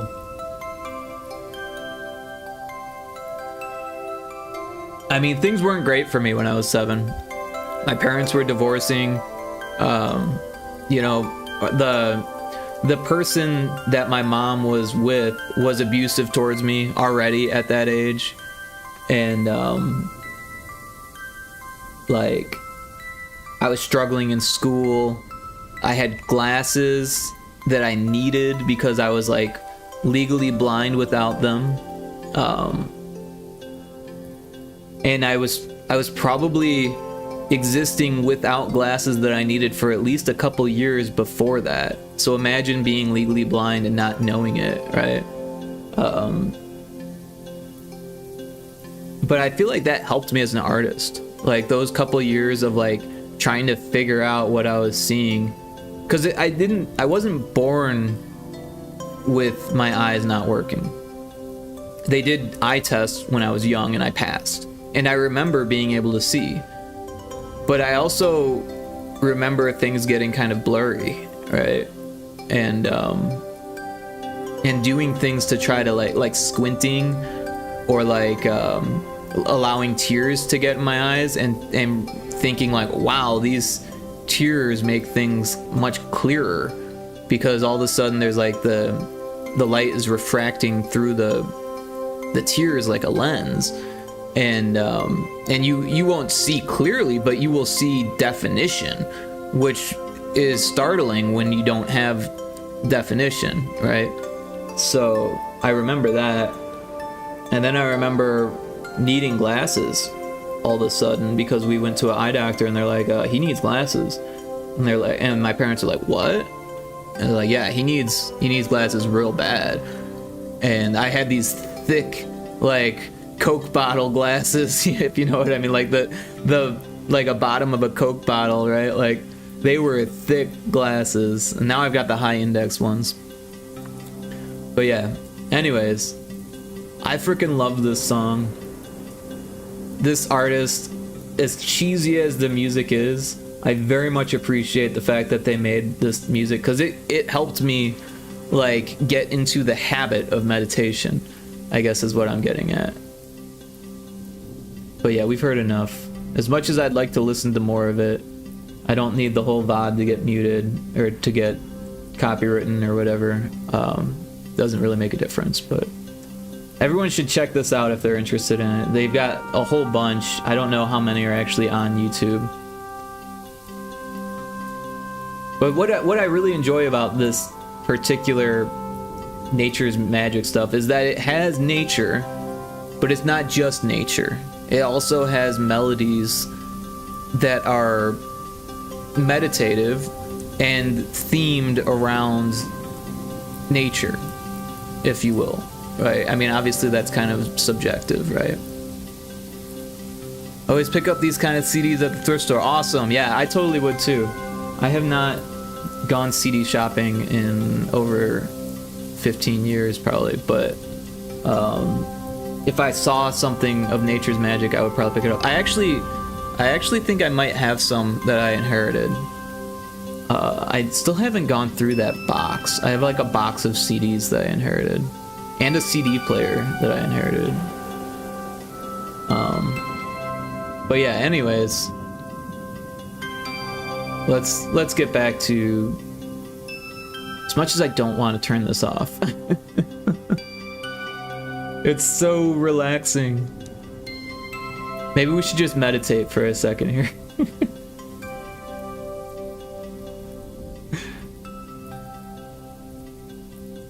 So My favorite breathing exercise is what they call parabolic breathing.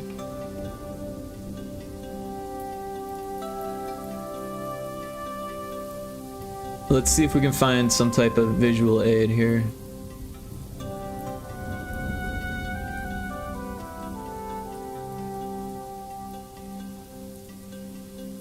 Well, we can find a sine wave.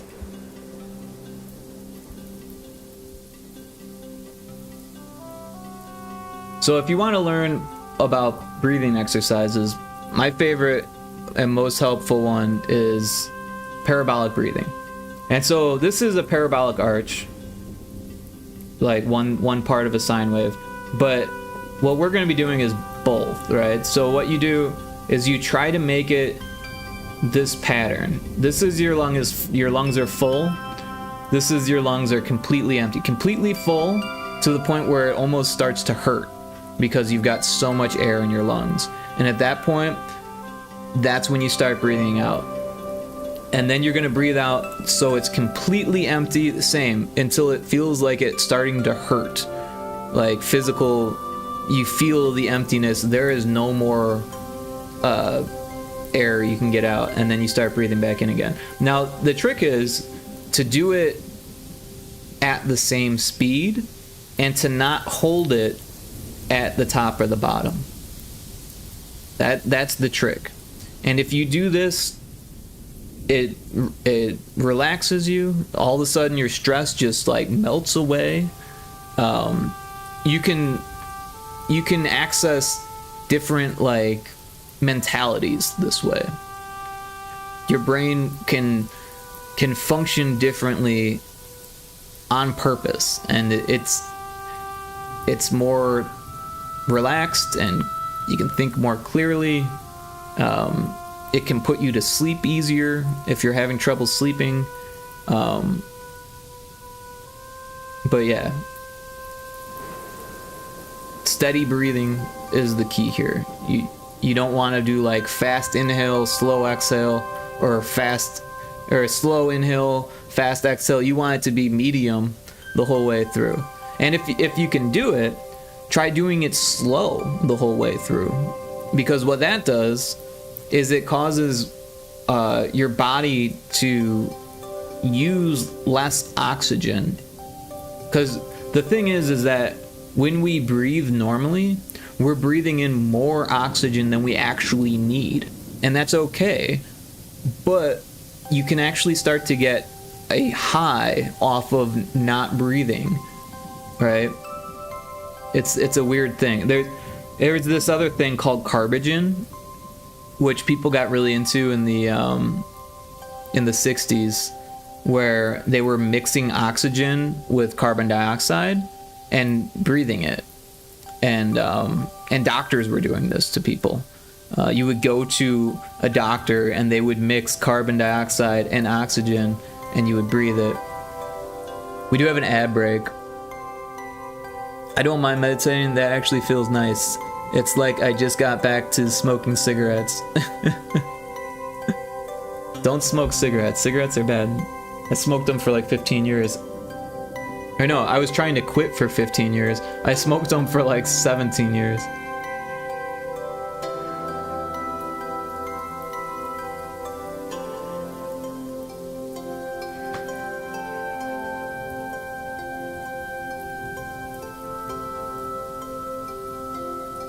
But yeah, I think it almost helps to like even visualize where you're at while you're doing these breathing exercises.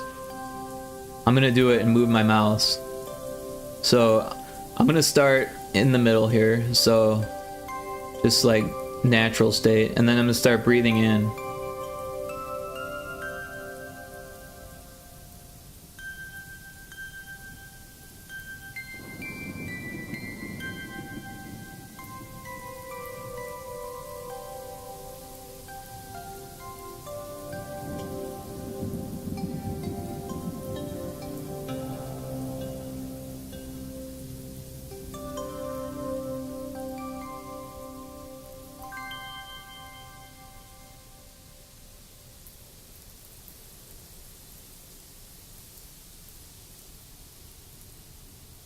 So yeah, I just did one cycle there, and I automatically feel better. Like, it's weird. All right. Well, we got enough meditation in.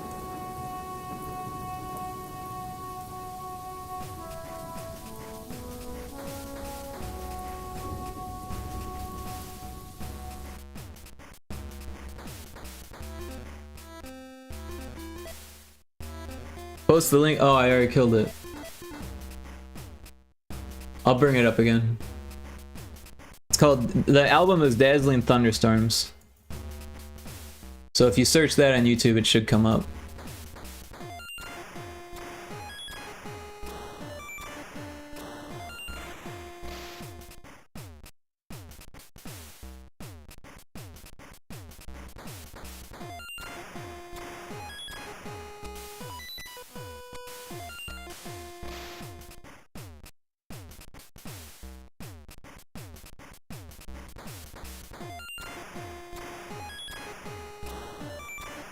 Alright, there is Dazzling Thunderstorms.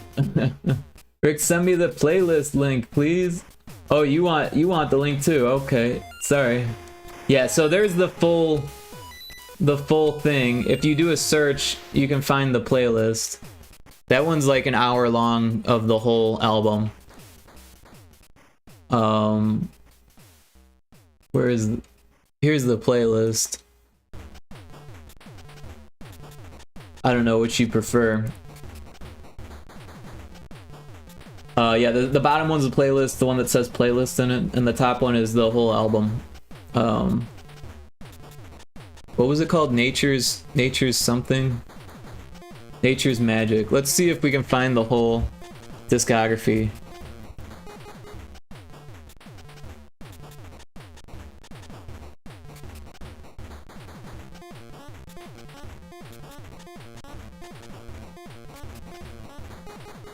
Alright. So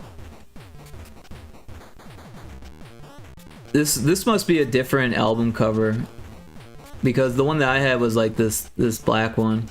But we got Dazzling Thunderstorm, Magical Sunset, Gentle Island Surf, Gentle Giants of the Sea, Autumn Splendor, Mystical Call of the Loon, Gentle Island Surf, Gentle Island Surf. Oh, there's more. That's not all of them. Let's see if we can find all of them.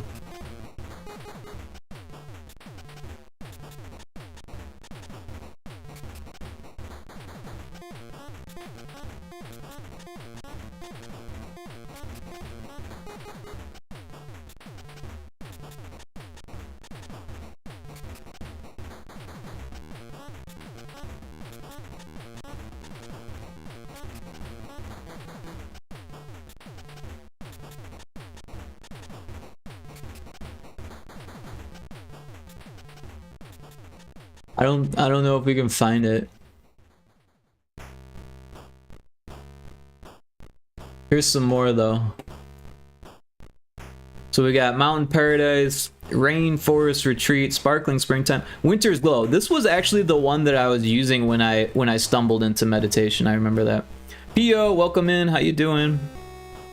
Mystical Call of the Loon, Dazzling Thunderstorm. So yeah, again, this isn't the whole thing. There was so many.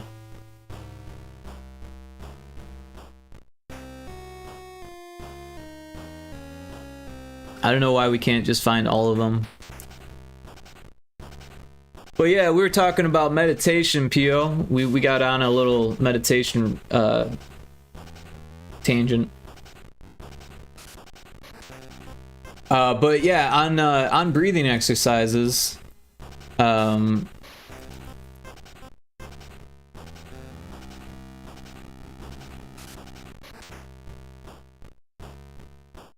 another one is the Wim Hof breathing method.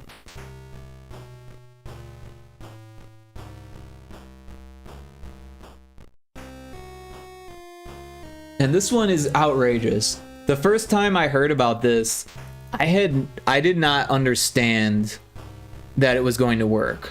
I thought it was like some internet thing, right? but you can literally hold your breath for 3 minutes after like, I don't know, 1 minute of doing this breathing method. It's fucking crazy. Divers do this shit, right? Like free divers and shit. They use this breathing method, and it literally teaches your body how to like uses more oxygen than it needs, and then it retains that oxygen longer than you would expect. It's crazy.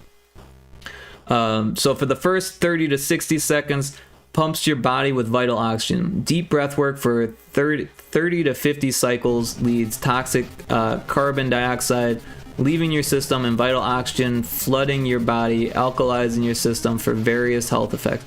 So this one here, you're actually doing the opposite of what I was talking about with the parabolic breathing method. This one, you're doing it really fast. You're exhaling and inhaling all the way, just like before, but as quickly as possible. And then for the 1 to 3 minutes, so that's for the first 30 seconds, 1 to 3 minutes, still breath, still mind, inner peace. Retention phase, lasting about 1 to 2 minutes, lowers the oxygen tension in your blood. This signals your brain to awaken every cell and blood vessel in your body, acting like a reset switch, bringing you back to harmony. So you literally hold your breath for 1 to 3 minutes. I said 2, but it's 1 to 3 minutes. So after you do a minute of super fast breathing cycles, complete cycles, super fast, then you hold your breath for 3 minutes. And you can literally do that. It says 1 to 3 minutes, but you can like literally hold your breath for 3 minutes without even feeling like you need to breathe. And then all of a sudden you're gonna need to breathe. So inhale deeply, giving a sudden euphoric rush of vitality, and controlled release of adrenaline gives you a natural high. Feels good, do it again. As you repeat the process, you now feel more relaxed but alert. So yeah, repeat the project for, or the process for 3 to 20 minutes. Cold is your new warm friend. I never used cold therapy, but this person is all about cold therapy. Ice baths trick your body, switching on your survival mode. This improves metabolic efficiency, boosting vital health markers, increasing your growth hormone and testosterone levels, lowering inflammation, releasing endorphins and happy hormones like dopamine. So clearly, cold plunges are very dangerous in the wild.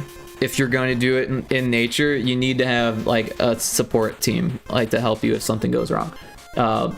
And I could imagine it could be dangerous at home with those at-home cold plunges, but my stepsister's husband was really into it and set up a cold plunge in their basement. Viva Las Vegas.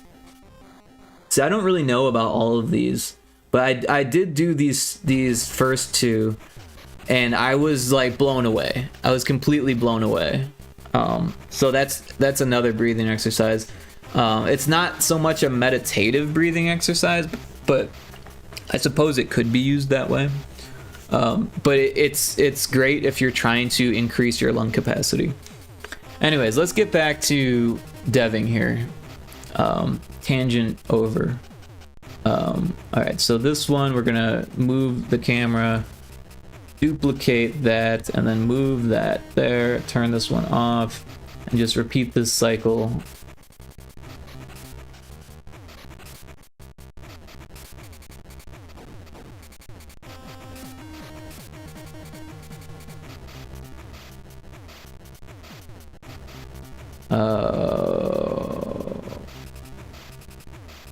Control D, move it, turn it off.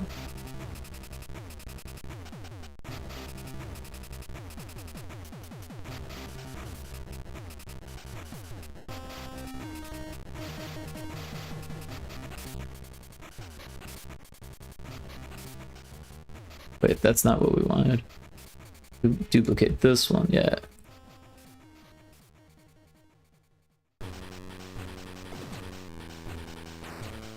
Alright, and now we can delete these ones.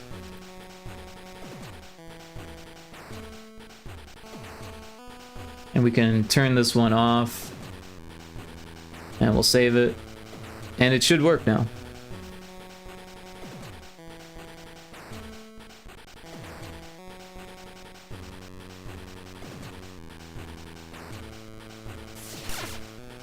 So again, the level seems to have no enemies, but as we approach them, they start to appear.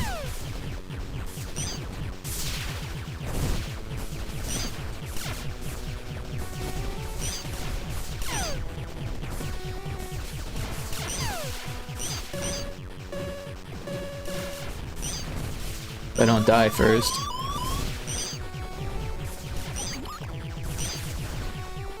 So yeah, that's working. Perfect.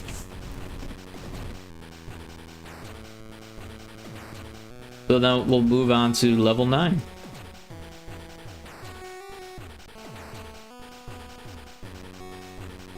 And we'll locate the enemies. Here they are. We will paste in the new enemy there.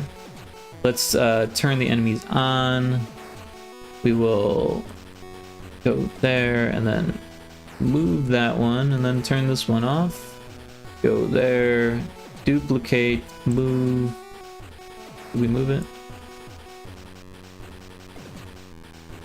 Yeah, okay.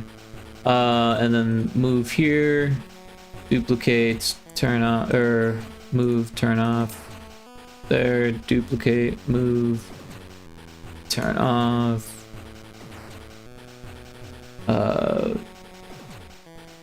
Duplicate, move, turn off.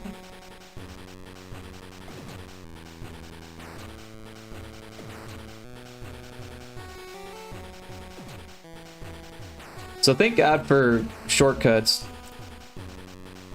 because I'm just using keyboard shortcuts to do it. Oh, I turned the wrong one off. I'm just doing keyboard shortcuts for all of this. Makes things a lot easier. Well, not all of it, but most of it. So yeah, I'm double clicking to move it, clicking on this one, duplicating it with Control D, and then Control Shift F to move it. You saw that cross just appear there. And then turning it off, and then moving, double click. Yeah, so we want to be there, duplicate, move, and then turn off. And we didn't see the crosshair there, but I don't know why. Sometimes it happens, sometimes it doesn't. Alright, so we're there, duplicate, move, turn off, there, duplicate, move, turn off. I think it's like a depth thing. That's why sometimes it's not working. Depends on the depth of the camera, which changes based on where these things are at. But it shouldn't make any difference here.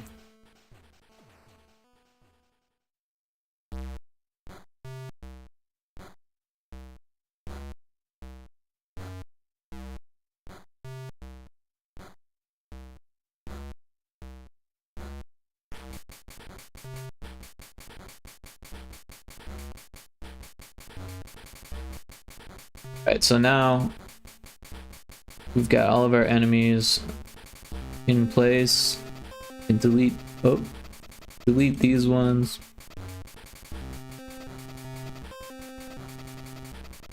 And we'll turn that off. And we can move on to the next one. We could test it, but it should work. I don't see any reason why it wouldn't work. And then this one's got a whole lot of enemies, so be on this one for a bit.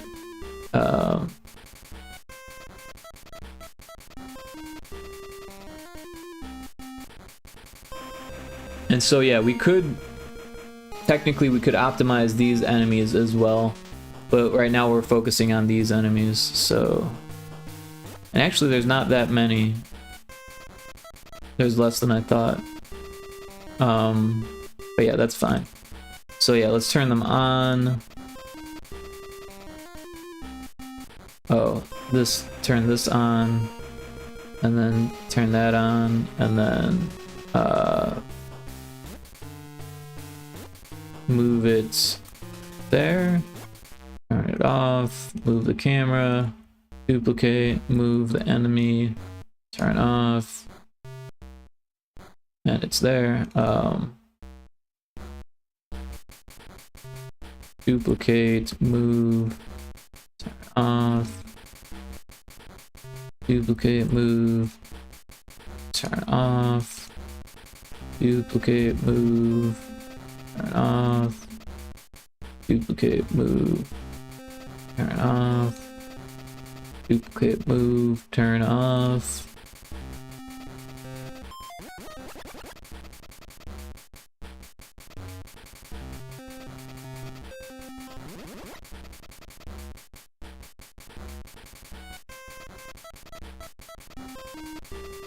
Alright. So that was a lot quicker than I thought it would be. Delete those. And so yeah, these are their own prefabs, and these aren't. So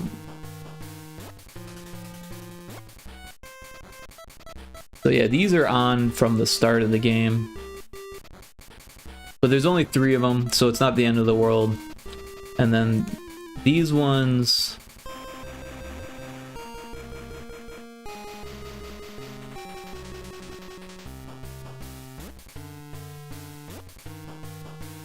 Let's see, what do they have? They've got this zone.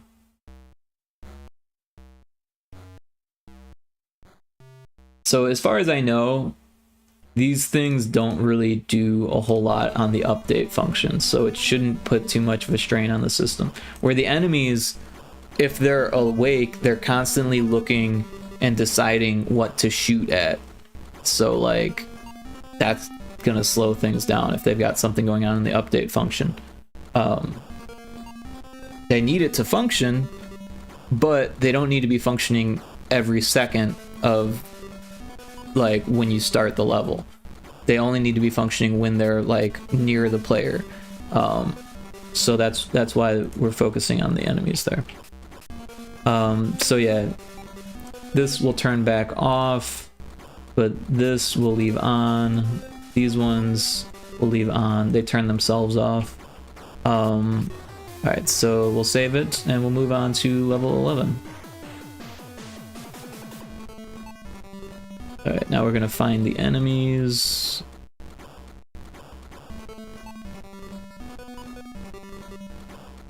And I can't seem to find them, so there they are. Alright, so we got a few more enemies this time, but nothing we can't handle. We'll turn these on. Oh, that didn't work. Oh, so we need to turn these ones on also. That's why. Alright, so we've got our first enemy. We'll move that one, turn it off, and we'll just do the same thing we were doing before. Duplicate, move, turn off.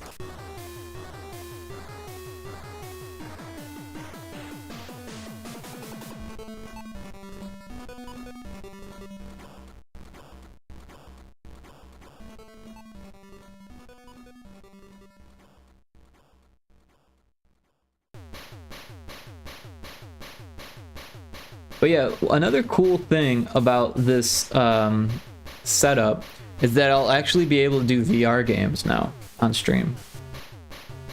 So I kind of want to start a new save on Skyrim VR. Also, I've got like a game that I bought that was on sale and I didn't play it. That might be interesting. You have a VR set? Yes, I do. I have an old, cheap Windows mixed reality set. So it's not the world's best experience, but I do. Also, chat VR might be something that's interesting. What game? Well, Skyrim VR is probably my favorite. I'm not really sure what else I even have.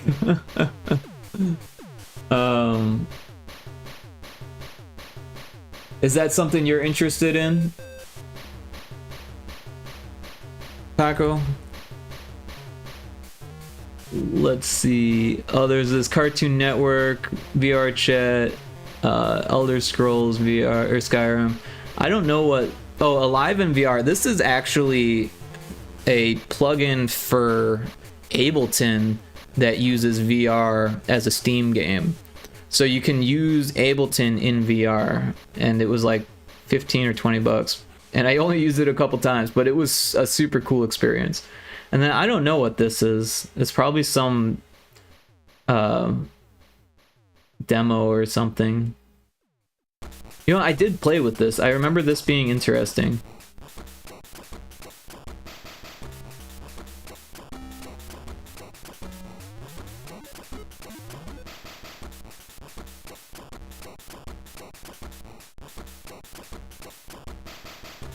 But yeah, I haven't actually done a whole lot in VR. I used it for development stuff. I used it to make my own VR games. I was planning on buying a VR set before, I just didn't have the space for it. Yeah, that makes sense. You do need a little bit more space. Now, you don't need a crazy amount of space though, depending on the game. Like for Skyrim VR, you can literally play seated. Now you will be swinging your arms around, so you at least need to like back away from your system and have like some space around you. But that's something I can manage even in this room without moving my stream setup or anything. It really depends on the game. Some games they need you to be standing and moving around the room, in which space you need like, I don't know, at least a 5-foot area. But a lot of games, they don't actually require that. You can do the movement using the controls and then just move your head around and your arms around. But yeah, to get like, if it's a better feeling experience when you have a whole bunch of space though, it is. However, honestly, VR is one of those things where it's like the cost outweighs the entertainment value. The only reason why I, spent the cash on it was to do development work in VR. And I did. I had a lot of fun doing development work in VR.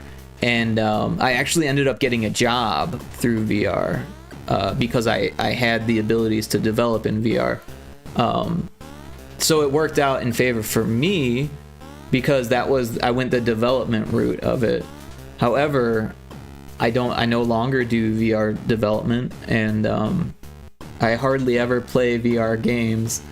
And oh, you know what else is good in VR is No Man's Sky in VR. One of my concerns was I get motion sickness quite easily. Well then, yeah, you probably don't want to play with VR then. I would say test it first, because lots of people definitely get sick from it. And we've got a Pokemon in chat. So I'm someone that doesn't get motion sickness easy, and I still have gotten motion sickness from VR. Most notably when I was playing a Doom mod, a VR Doom mod. That was fun and I really enjoyed it, but as soon as I took my headset off, I felt like I was going to throw up. I didn't, but I felt like I was going to. It was a close call. Okay, that's definitely not for me. Yeah. Like I said, if you can figure out a way to test it before purchasing it, that would be a good idea. Because I don't think they'll take it back if you vomit on it.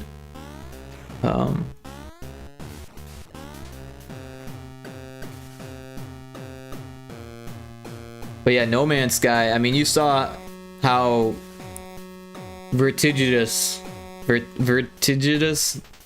No Man's Sky can be when you're just on a pancake screen. VR arcades, those are a thing in the US. I don't know if there's a whole lot of VR arcades in the Philippines though. Also, I've only seen like $30 for 2 hours of play. Well, that's not a bad price. I've only ever seen the fuck is the name of that game? Beat Saber at a arcade, but it wasn't a VR arcade. It was just a regular arcade. There are I'm a little bit of a germaphobe. Yeah, that makes sense. Honestly, sharing a VR set looks Jeremy even before the pandemic. And post-pandemic, I wouldn't even think about it, to be honest. But what I do with mine is I clean it with alcohol and water. Like I'll dilute the alcohol with water and I'll clean it that way.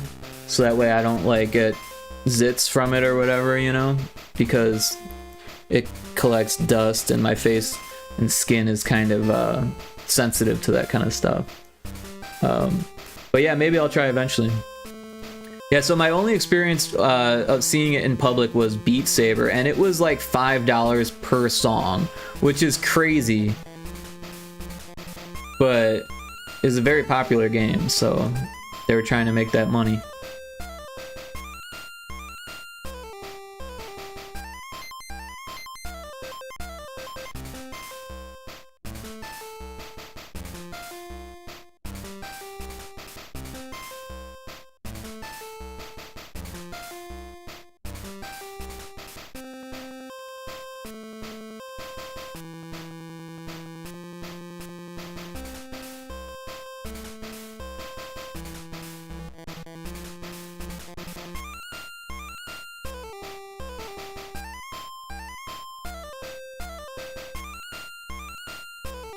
Some places have covers they clean the headsets after every use.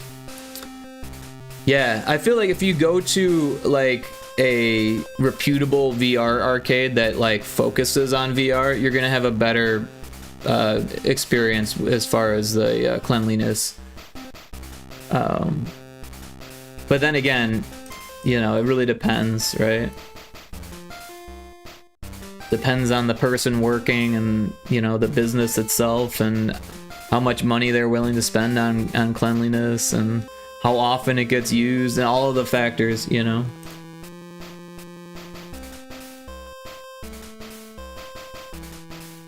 But yeah, I've never been to a VR arcade. I've always kind of wanted to. There was one in Phoenix. I remember I kind of wanted to like try to work there.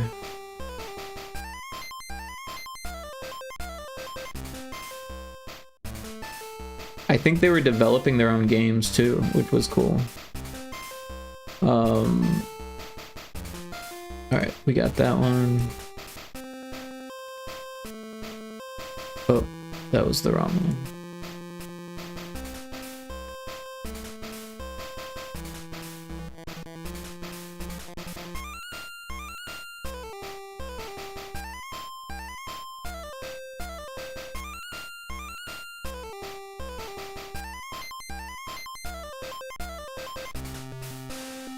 Oh, I did it again.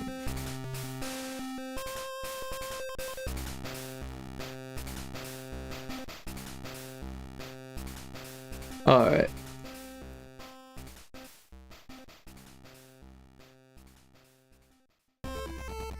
I'm heading to bed. Have a good stream, Rick. Bye, Taco Crib. Yep, thank you for hanging out, Cryptic. Have a great sleep and enjoy your day when you wake up, or your night when you wake up. Take care. That one, no, this one stays on, and then this one goes off. There we go.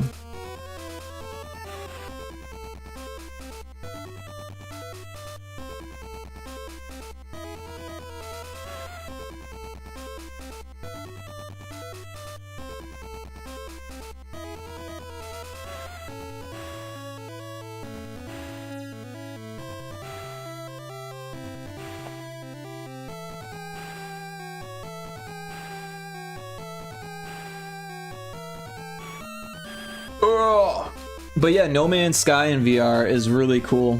Like I said, it could give you motion sickness, but man, it's so much fun. I swear to God, when I was smoking a lot of weed, like last year, 2 years ago, I remember I would like pack a bowl and like get it all set up to play No Man's Sky, and I would literally just like on purpose, this was my goal, I'd launch the game in VR, I would I'd already have my bowl packed with a lighter ready, right? And then I would fly up into space in my spaceship, and I would just sit there in my spaceship and like with the headset on, I'd light the bowl and I'd be smoking in space.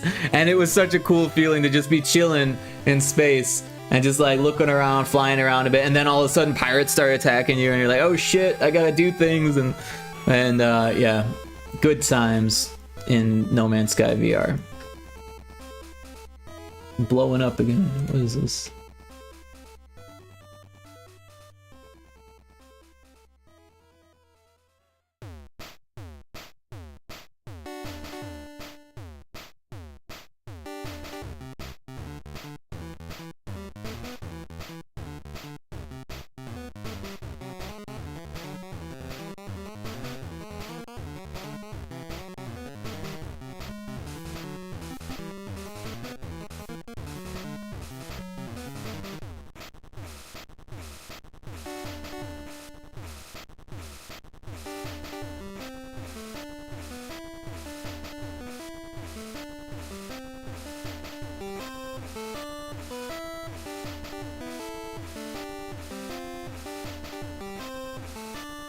Pio, if you're still here, I just saw your message in Discord. Sorry to hear that you had a less than positive experience with GB Jam. I ended up not doing GB Jam, but yeah, it looks like there's a link for people. Dude canceled on me. If anyone wants some of the art, was for GB Jam 13. Yeah, that's unfortunate.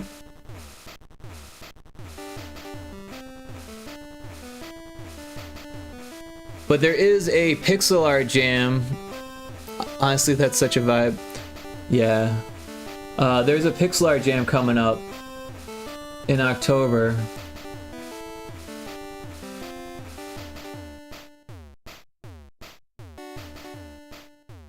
And Taco Crib, I think you were gonna get involved in this, right?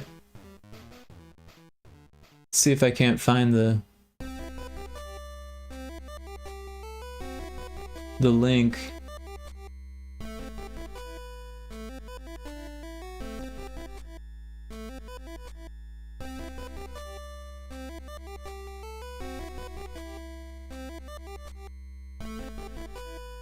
Here it is.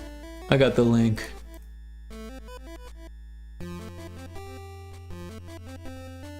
Taco Crib, you have to. You're not allowed to say maybe. It's a yes. It's a definite. No maybes allowed. I'm feeling like a hermit lately. Well, it's only for like 2 days. It's literally like a 2-day jam.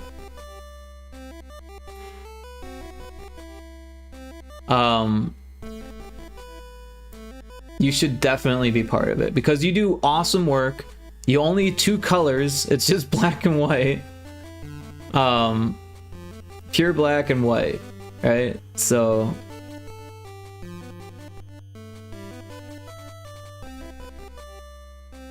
it has to be 160 by 144.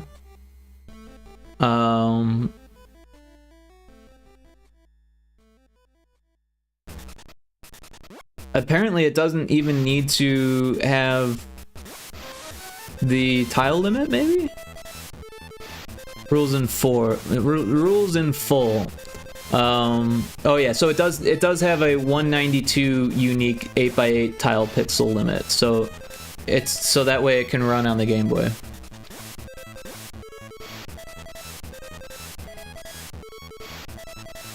Well, it's October 3rd to October 5th. Right? So the 3rd through the 5th. So technically it's 3 days, but it's like October 3rd at 6 p.m. to October 5th at 6 p.m. So yeah.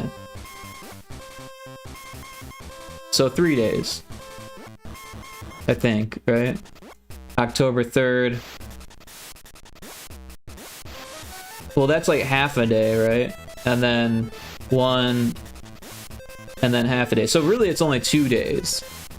I think it's 48 hours, but it spans across 3 days.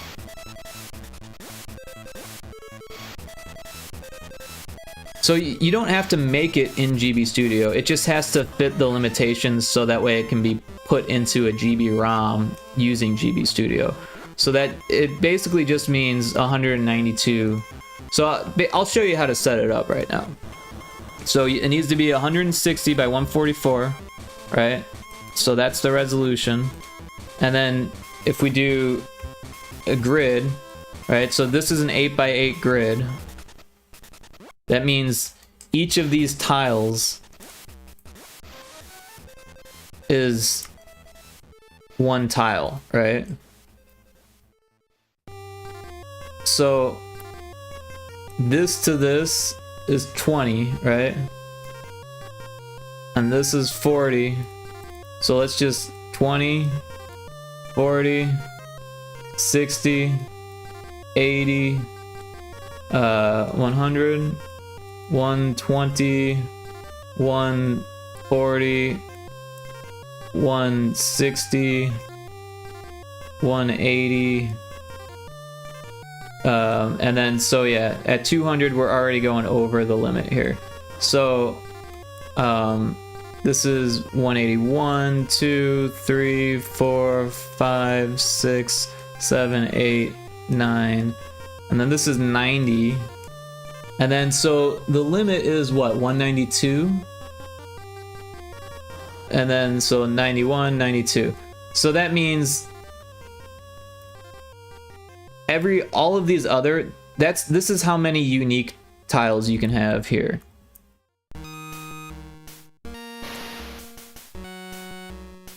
All of these tiles up above can be unique.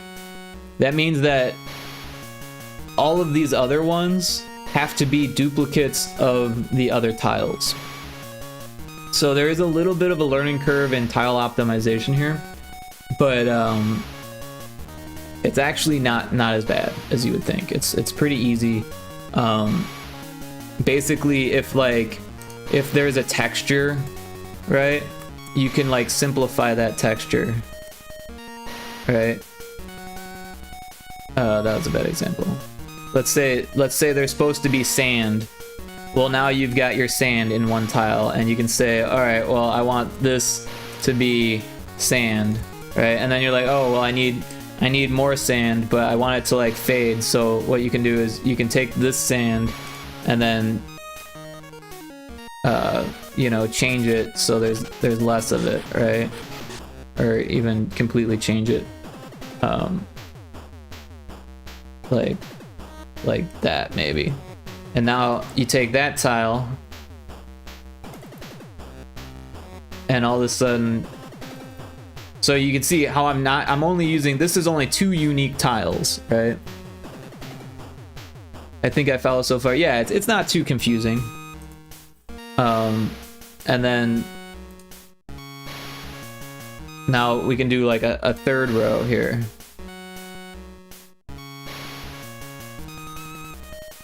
And so that's only those tiles. You know, let's say we want to do like a shore. Of course, this is using 4 colors, but we can just use black and white instead. How about that? That way we're not breaking the rules of the game jam. Yeah. So these are our tiles so far. I'm not terribly great at 1-bit art. But this is going to be our next tile.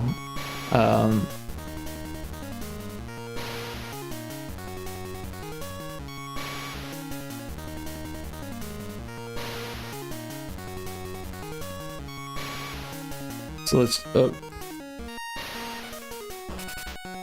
There we go. And then this one down here, oh, again. There we go. So that's only using 4 unique tiles so far. Me either. I'm easing in 1-bit art by drawing with 4 color palettes. So I think there are some tricks to using 1-bit, right? So one of them is to use outlines, right? So let's say you've got a character and you're like, yeah, I don't know, trying to draw a character. So I don't know. Let's just make things easier here. We'll make like a circle character.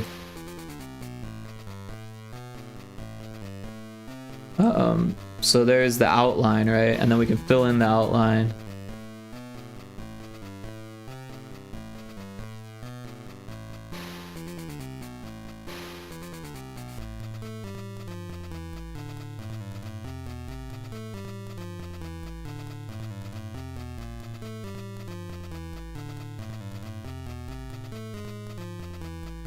But maybe we want it to be a frog, so we're going to get rid of this.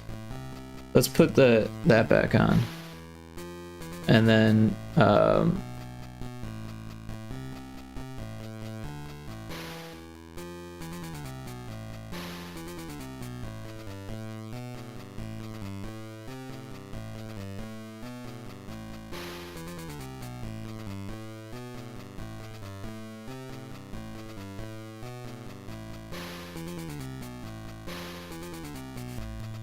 so then, yeah, for purposes of tile optimization, I'm gonna make this foot a little bit smaller here. Oh, I gotta turn off that. So that way it fits within the tile, right? So now it's only using 1, 2, 3, 4, 5, 6, 7, 8, 9 unique tiles. And then if we wanted to, we could like cross them off here or whatever. But there's also this really cool tool that I use to help tile counter. So this is super helpful. You can just drag the image in and it tells you how many unique tiles you have. So if we were to pull up some art that I've already done, let's see here, documents, images, A-Sprite, non-RSB, let's go to TV Studio Art. So this is one that I made for a previous jam, but you could only do one and I had done two. So let's see what happens when we put this in here. This is the PNG.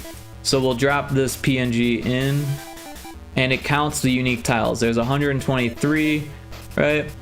And it's got the correct width and height, and then it actually generates a tile map here,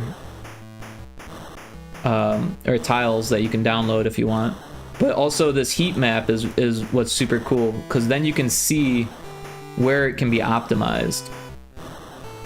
Now this one is already optimized, but if there's like more red ones than you want,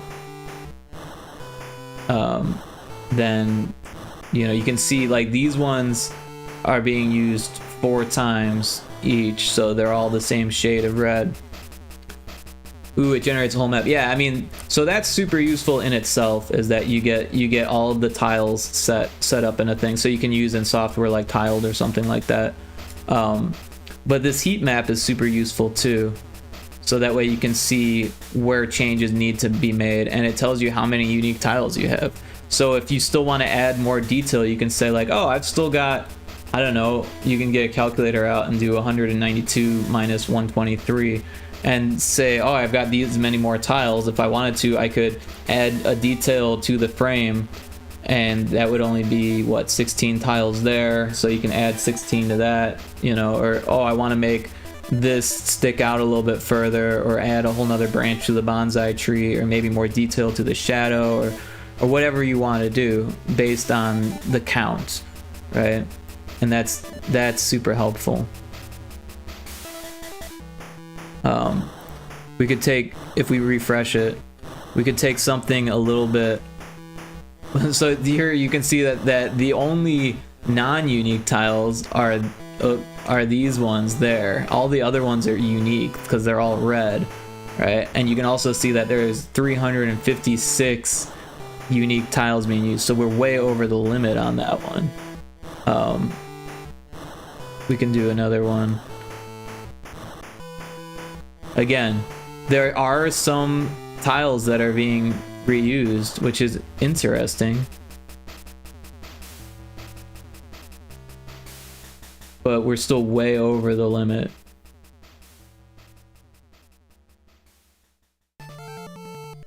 So if you wanted to optimize something like this, it would be a pain in the neck. But if we go back to something that I made for this game jam, or this pixel jam, you can see here, all of these tiles in the middle are all being reused over and over again. Even though there's some variation, there's literally only a few texture tiles for the sun, and you can see all of them here, right? So some of these have edges, but other ones are on the inside, like this one, this one, this one. So, and I did add some variation to add like sunspots, right? But look at that, this one is being used in all of those places. This one's being used in all of those places. So between those two, that is like most of the tiles, right? There's some more.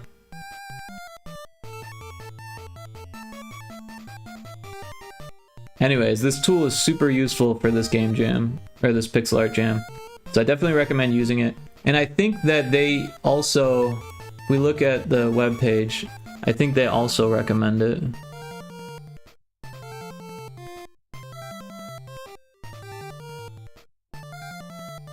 Yeah, here it is. So that's how I learned about it, was because they link it here in the resources. But also this here, the basics of backgrounds, this might help a little bit. But it's basically just explaining all the things that I just explained, right? And you don't need to worry about that. This is just essentially that same app, that except not a web build. Look for similar tiles, so you can see like these ones are similar but not the same, so you could fix them, right? Remove tiles with few pixels, right? So this one here, it would actually be fixed if you made this line a little bit smaller. You wouldn't have to worry about that.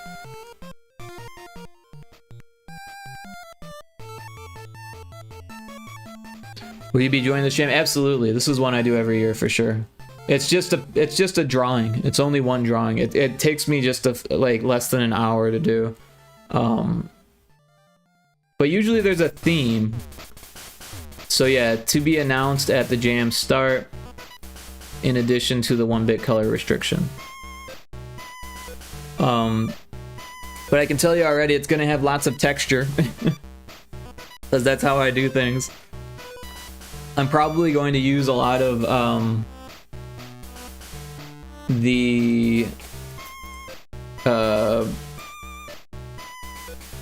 what do they call it? The gradient tool. What am I doing here? Shift G, there it is. I'm probably going to use a lot of these dithering things. So, why isn't it working? Oh, because of that, okay. So I'm probably going to use a lot of this type of stuff.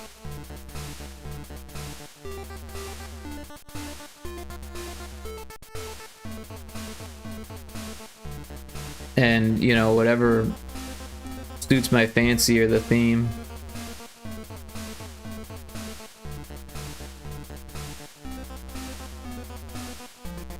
Dithering, yeah, a lot of dithering in the gradient tool.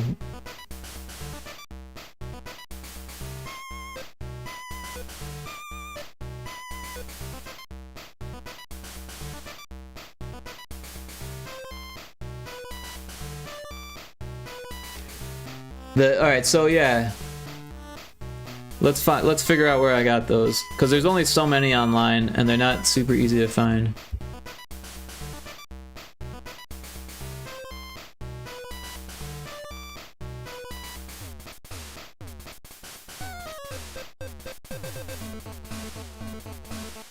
So I think I clicked this before since it's highlighted. And then here,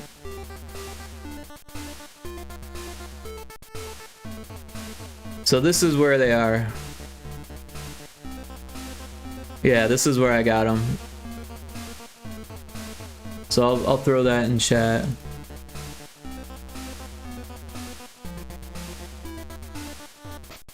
So yeah, that bit bucket is for the extension for more dithering matrices, if you're interested, for A-Spray.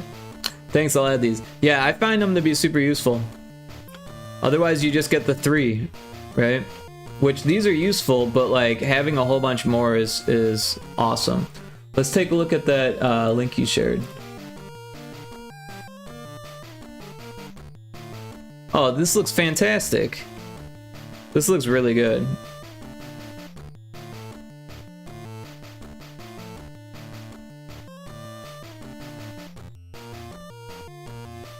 I think it works great. As far as the anatomical accuracy, that's like impossible to do with pixel art. So there is going to be some like you know, whatever the word is. My brain's not functioning that well today. Compromise. There's going to be some compromise with pixel art and anatomical accuracy regardless, right? Because we're not made out of squares. But yeah, this turned out fantastic. Really excellent work, Taco Crepe. Also, is this like poop or ice cream? Probably poop, right? He's got poop for brains? Is that what that is? That's hilarious.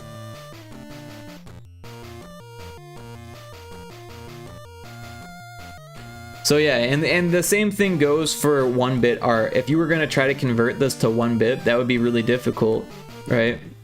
You would almost be better off just like adjusting the contrast. Let's see what happens when we do that. So we'll copy the image and we'll throw it into A-Spray.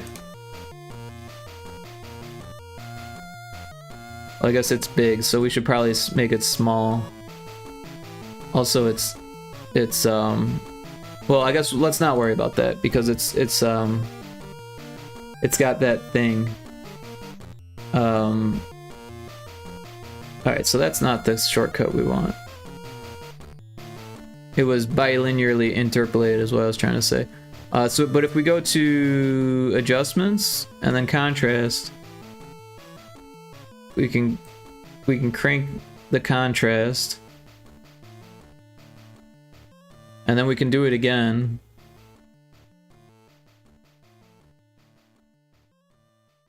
Oh, that's the wrong one. Put that back at 0. And we can keep just doing this.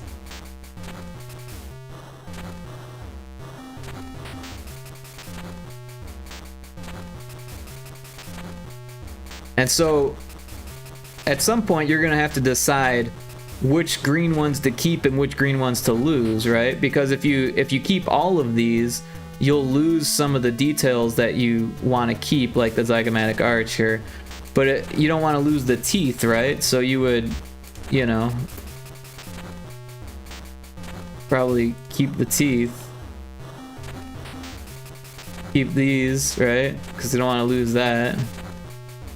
And then as far as the, like, I would probably say keep that. And then, you know, lose this. Because we're breaking it down. Lose that, lose this. And then the tough part would be here. I think it would be better to keep those, or to lose those. Alright, and now we've got a 1-bit version of it. But I mean, that's just one way of doing it, right? But you can still see that it's a skull, and it's got most of its stuff there. Actually, this is a good way to do 1-bit art. Yeah, exactly. Exactly. That's why I was showing you. Because if you're doing, you know, 4 colors or whatever, then it's really easy to like, push the darks into the dark and then the lights into the light, and if you save it incrementally, you can kind of see where you would change individual pixels, because eventually it's going to get to that point where it's like, I'm going to keep these pixels because they define the shape, and I'm going to lose these pixels because they ruin some of the defined shape that I want to keep, basically. And then, you know, of course, you could make little adjustments, like maybe this one pixel by itself would look better if it had a neighbor, you know, like that, right? And then, you know, little things like that. Or maybe these ones here would look, I can't seem to select it, would look better with these here also, you know what I mean? So that way it doesn't, you don't lose, like, you know, whatever, right? The silhouette doesn't get washed out at the bottom, right? Little things like that, you know. It all depends on the piece. But I'm excited for this game, for this Pixel Jam. I keep calling it Game Jam. It's a Pixel Jam. But yeah, really awesome work with this.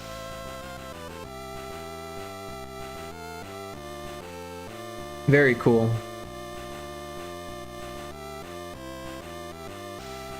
And I love the 4 colors too. Because don't get me wrong, as much as I think that 1-bit's like interesting and cool, I much prefer at least 4 colors, like as far as what I'm doing. So I totally feel you that like it's hard. It's like a challenge. But yeah, add this to your arsenal. Good.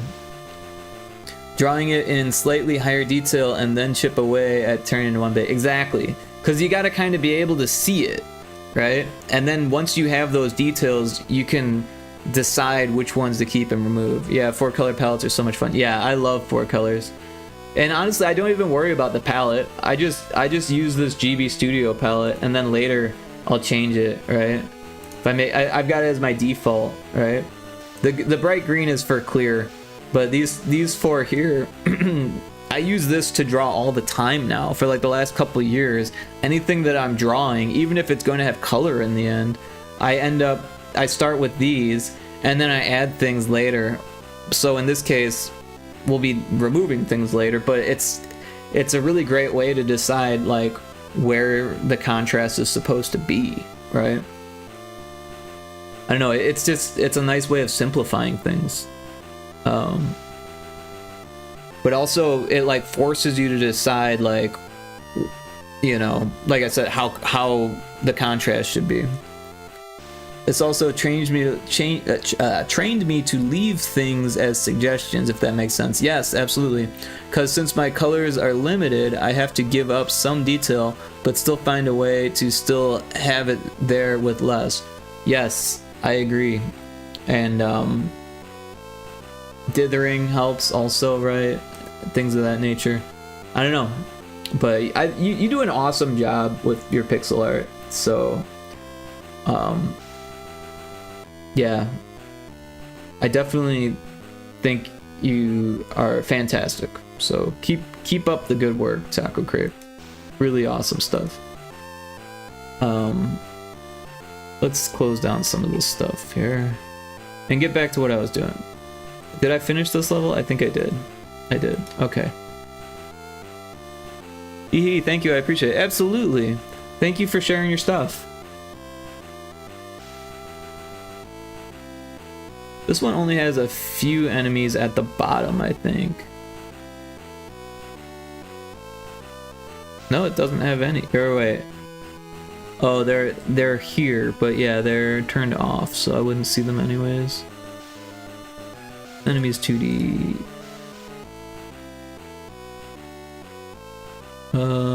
Enemies popcorn. Interesting. Oh, these ones. They're under the level. Weird. These ones aren't even being used. I just never deleted them. Enemy 1s to... Let's turn these on.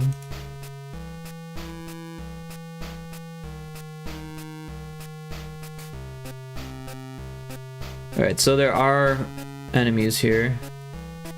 So we'll just paste in the new one. Put it into the correct position. Turn it off. Duplicate. Same thing.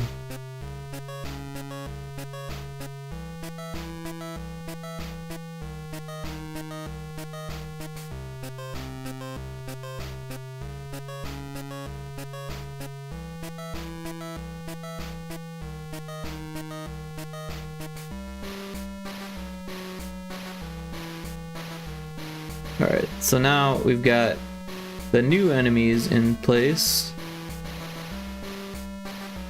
And this way they would turn off, right? So if you're like on the other side of the level, we don't need this enemy to be on. So let's delete these. And turn this off.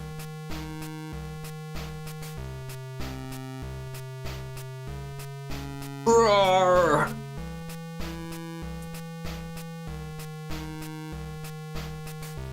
So it turns them on. Wait, but some of them are turned off. Wait, why is that one not? One of them isn't in the right position, apparently.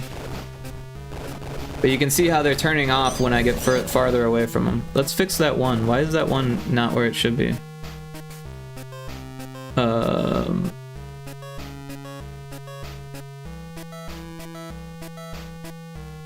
Oops.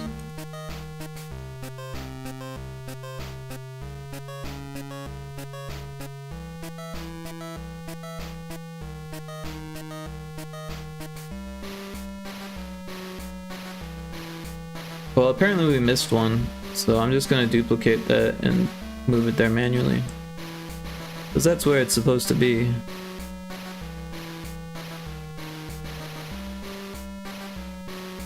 I got hungry working on those skulls, actually.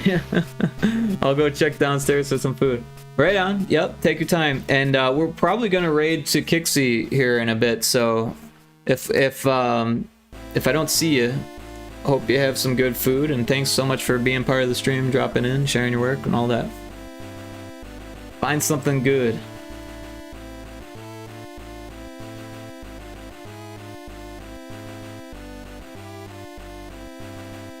So that should fix it. Yeah, it's almost food time for me, too.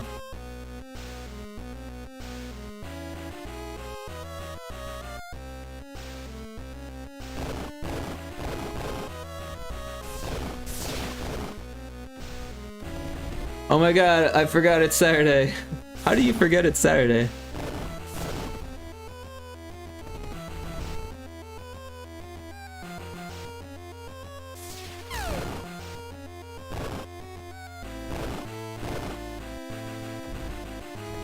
So there is a change that I just noticed that we could make to these enemies to make them more accurate, right? Because if the ball is over here and the player's over here, the ball won't hit the enemy, right? So we should make the enemies check to see if the ball is nearby.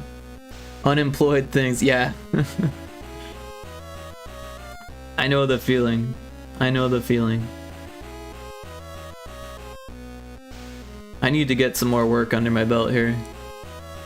If I had a job, I'd definitely remember my weekends, yeah. Funny thing about weekends, you get to hang out with your working buddies.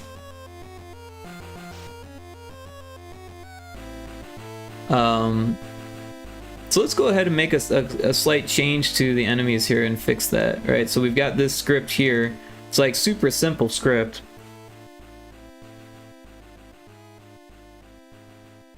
Same, yeah.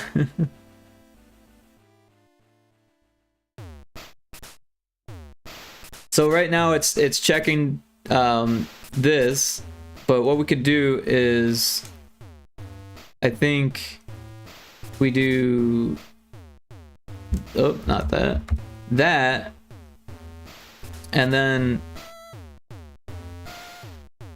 we'll copy this, and then this one needs to be the pinball, which I don't remember what it's called, so, but it is on the pinball layer.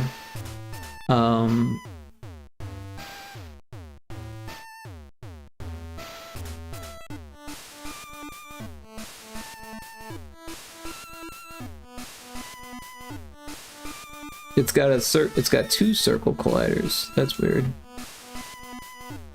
Why does it have two?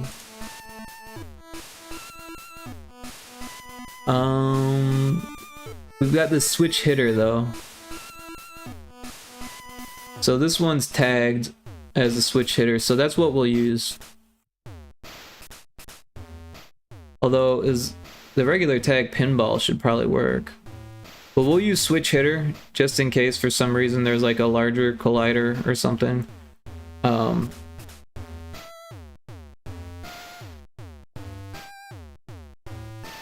So yeah, we're just gonna add this to both of these, and that will extend it so that way the pinball will turn on the enemy object as well, just in case the pinball is near the enemy and the player is not. Then we should be able to do that, and we can use this as a test level, which is nice. But it's 2:30. This is the time that Kixie normally starts her stream. It usually takes her a minute or so to get going. Or what, 10 minutes? Alright, let's try that again here.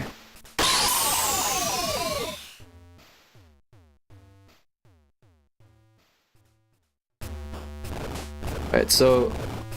oops. We kind of want to be able to see both here. Alright, so...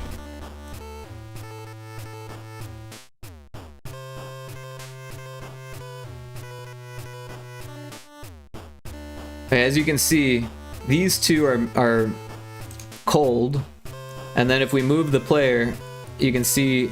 oh wait, it doesn't seem to be working. Oh, I see, because the player is moving out of the range while the pinball is not, like, moving at all.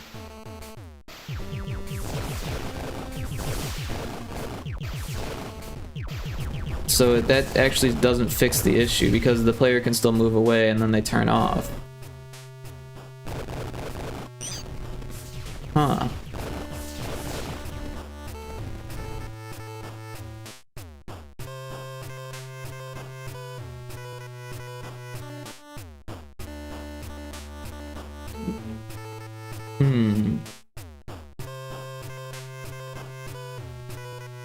I think maybe we want to use an on-trigger stay event instead. So in order to do that, we will make a new variable, a boolean, private boolean, and there's a Pokemon in chat. Oh, you better get some more Pokeballs.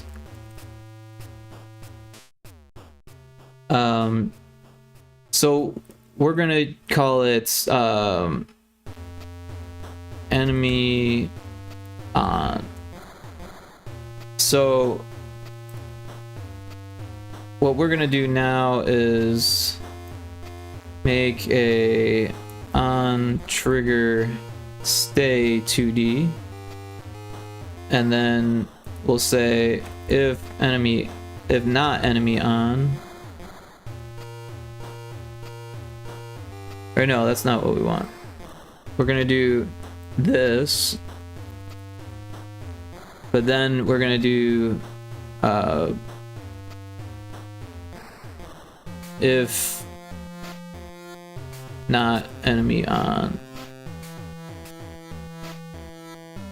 Got that, and then we're gonna say enemy on equals true, and then we'll bring this into there.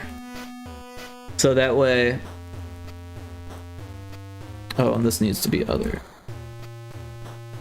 So that way, even if you exit, but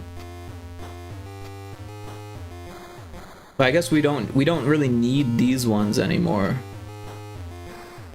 because we're using the trigger stay. Well, I'll tell you what, since I'm not quite sure yet, what we'll do is we'll comment these out.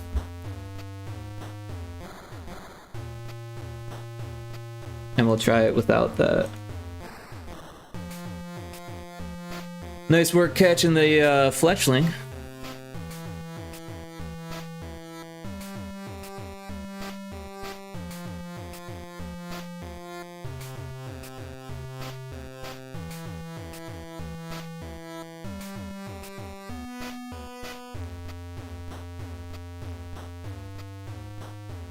But yeah, it looks like Kixie's getting her stream going.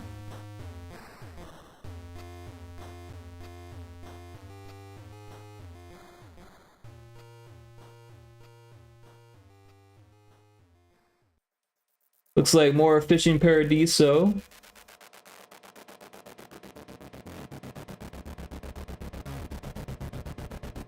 So that'll be fun. But let's test this out and see if we've got this working right.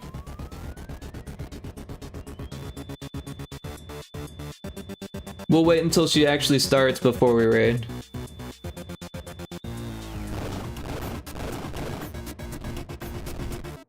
Alright, so what I'm gonna do now is move the pinball manually. And yeah, it turned it on, but it didn't turn it off. So I think we need to do an else.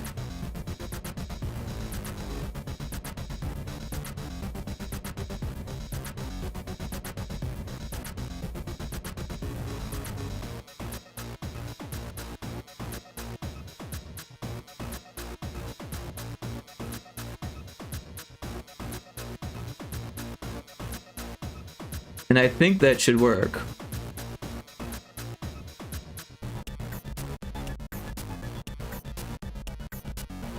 So let's try it now. We gotta turn it off and back on again, but...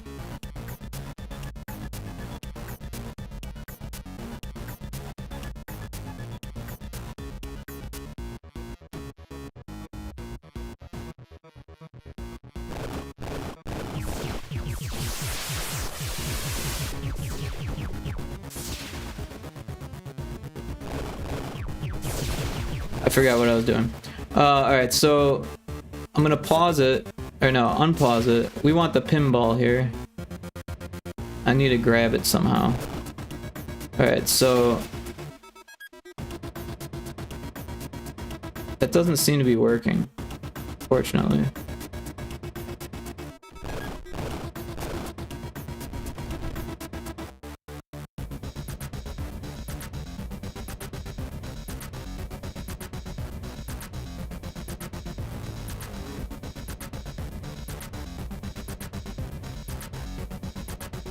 Huh. Well, it seems like we've broken what we tried to fix. So maybe we just go back to how it was.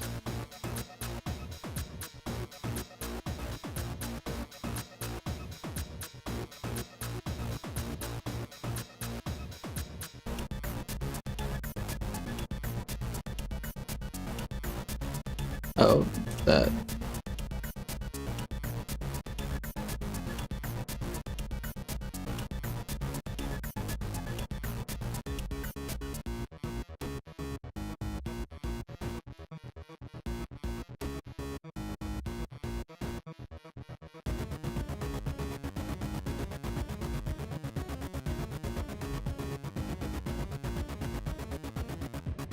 Anyways, I'm not really sure.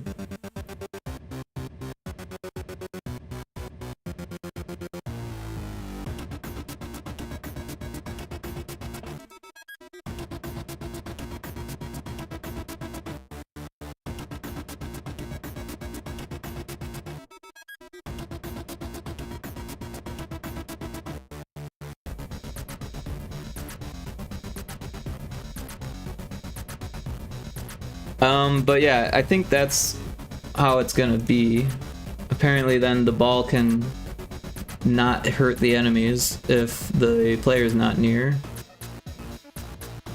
It's a pretty rare occurrence that that would happen. However, it could happen.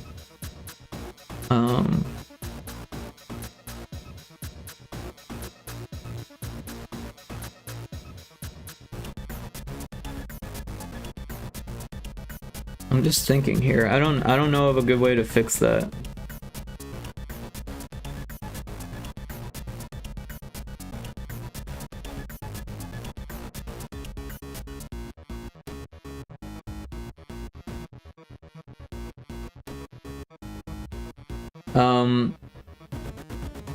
One thing we could try is to do separate if statements and then still use this boolean.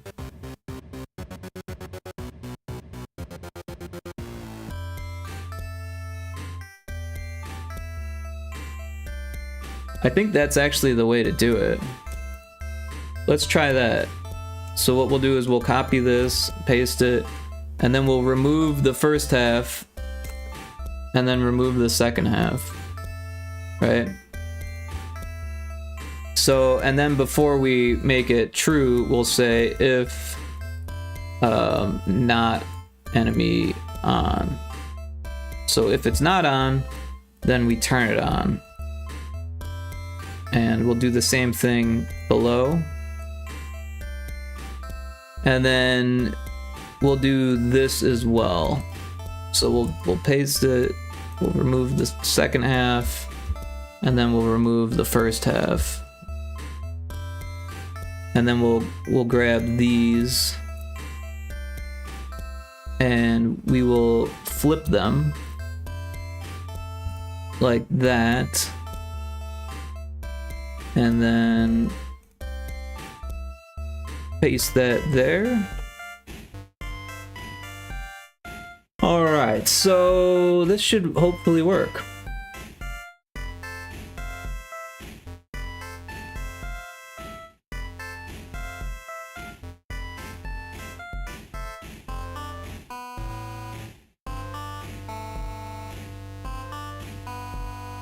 Alright, so let's just let the ball fall.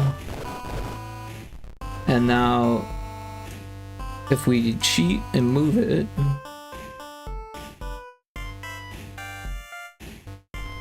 it turned it on, but it didn't turn it off. Weird. Oh, I see why. We're not actually turning it on. So we need enemy on equals true for these. And then false for these.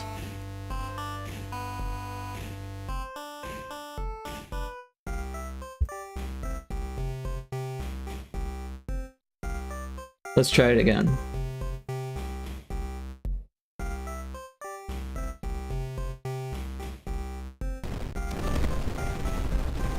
One more time.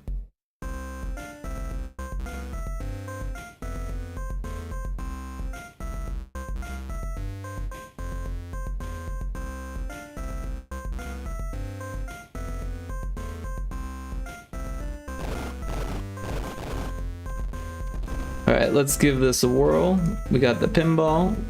We move it in. Oh, that's not the whole pinball. We move the pinball into position and it's there, and then we move it away and it's not. Alright, so that's working. We fixed it. Cool. Alright, let's save it. And let's get this raid going for Kixie.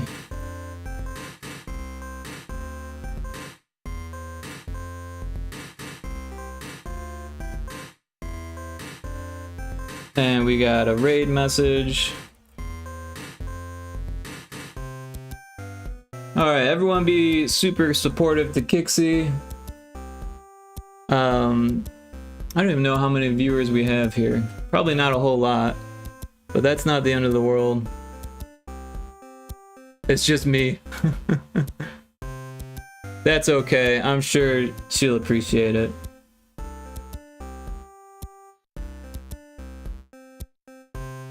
But yeah, thanks again everyone for hanging out. I appreciate you being here.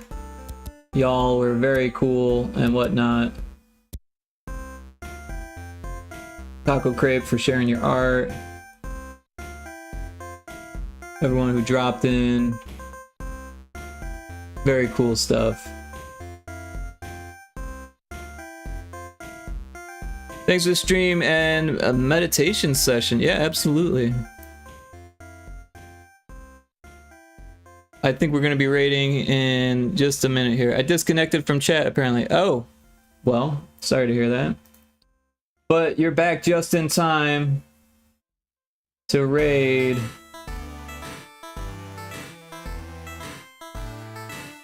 I think we're raiding. Yep, 10 seconds here. So I need to get my audio straight here.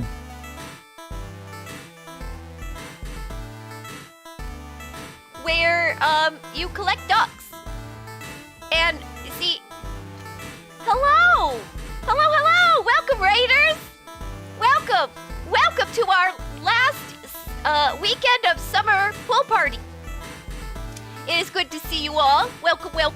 name is Kixie, and I'm an indie game streamer. Here we like to talk about indie games, window shop on Steam, and punish our wallets. Responsibly, of course. Welcome on in. Thank you so much for the raid, Rick. How are you? Now, I see you were doing game development. What have you been working on? Hello, Taco Crate. Good to see you. And thank you so much for the resub, Rick. 9 months. It's like the time really flies when you're having so much fun. I have so much fun streaming. It's ridiculous. Ooh, Retro Spaceball. Very cool. That game is so cool, y'all. You really need to check it out on Steam. Rick, you are welcome to link it. You are welcome to link it. It's such a good game. It's such a good game. I really enjoy that demo. Or not demo, but I've really enjoyed, I guess, what do you call it? I guess they're kind of like, I don't know. I've played it. You can find it on itch, and I've played it, and it's so much fun. What do you call that when it's out on itch, but it's not a demo on Steam? What do you call that? What do you call that? We'll pin it for a little bit. Yeah. Yeah, got it pinned. You call it a beta demo. There's a beta Beta. There's a beta demo on itch. You can check it out. You can link to that too if you want. It's so fun. My favorite part is like the levels where you shoot the ball. Like the vertical levels. Oh my gosh. It's so good. It's so fun. I really like it. And it can get hard.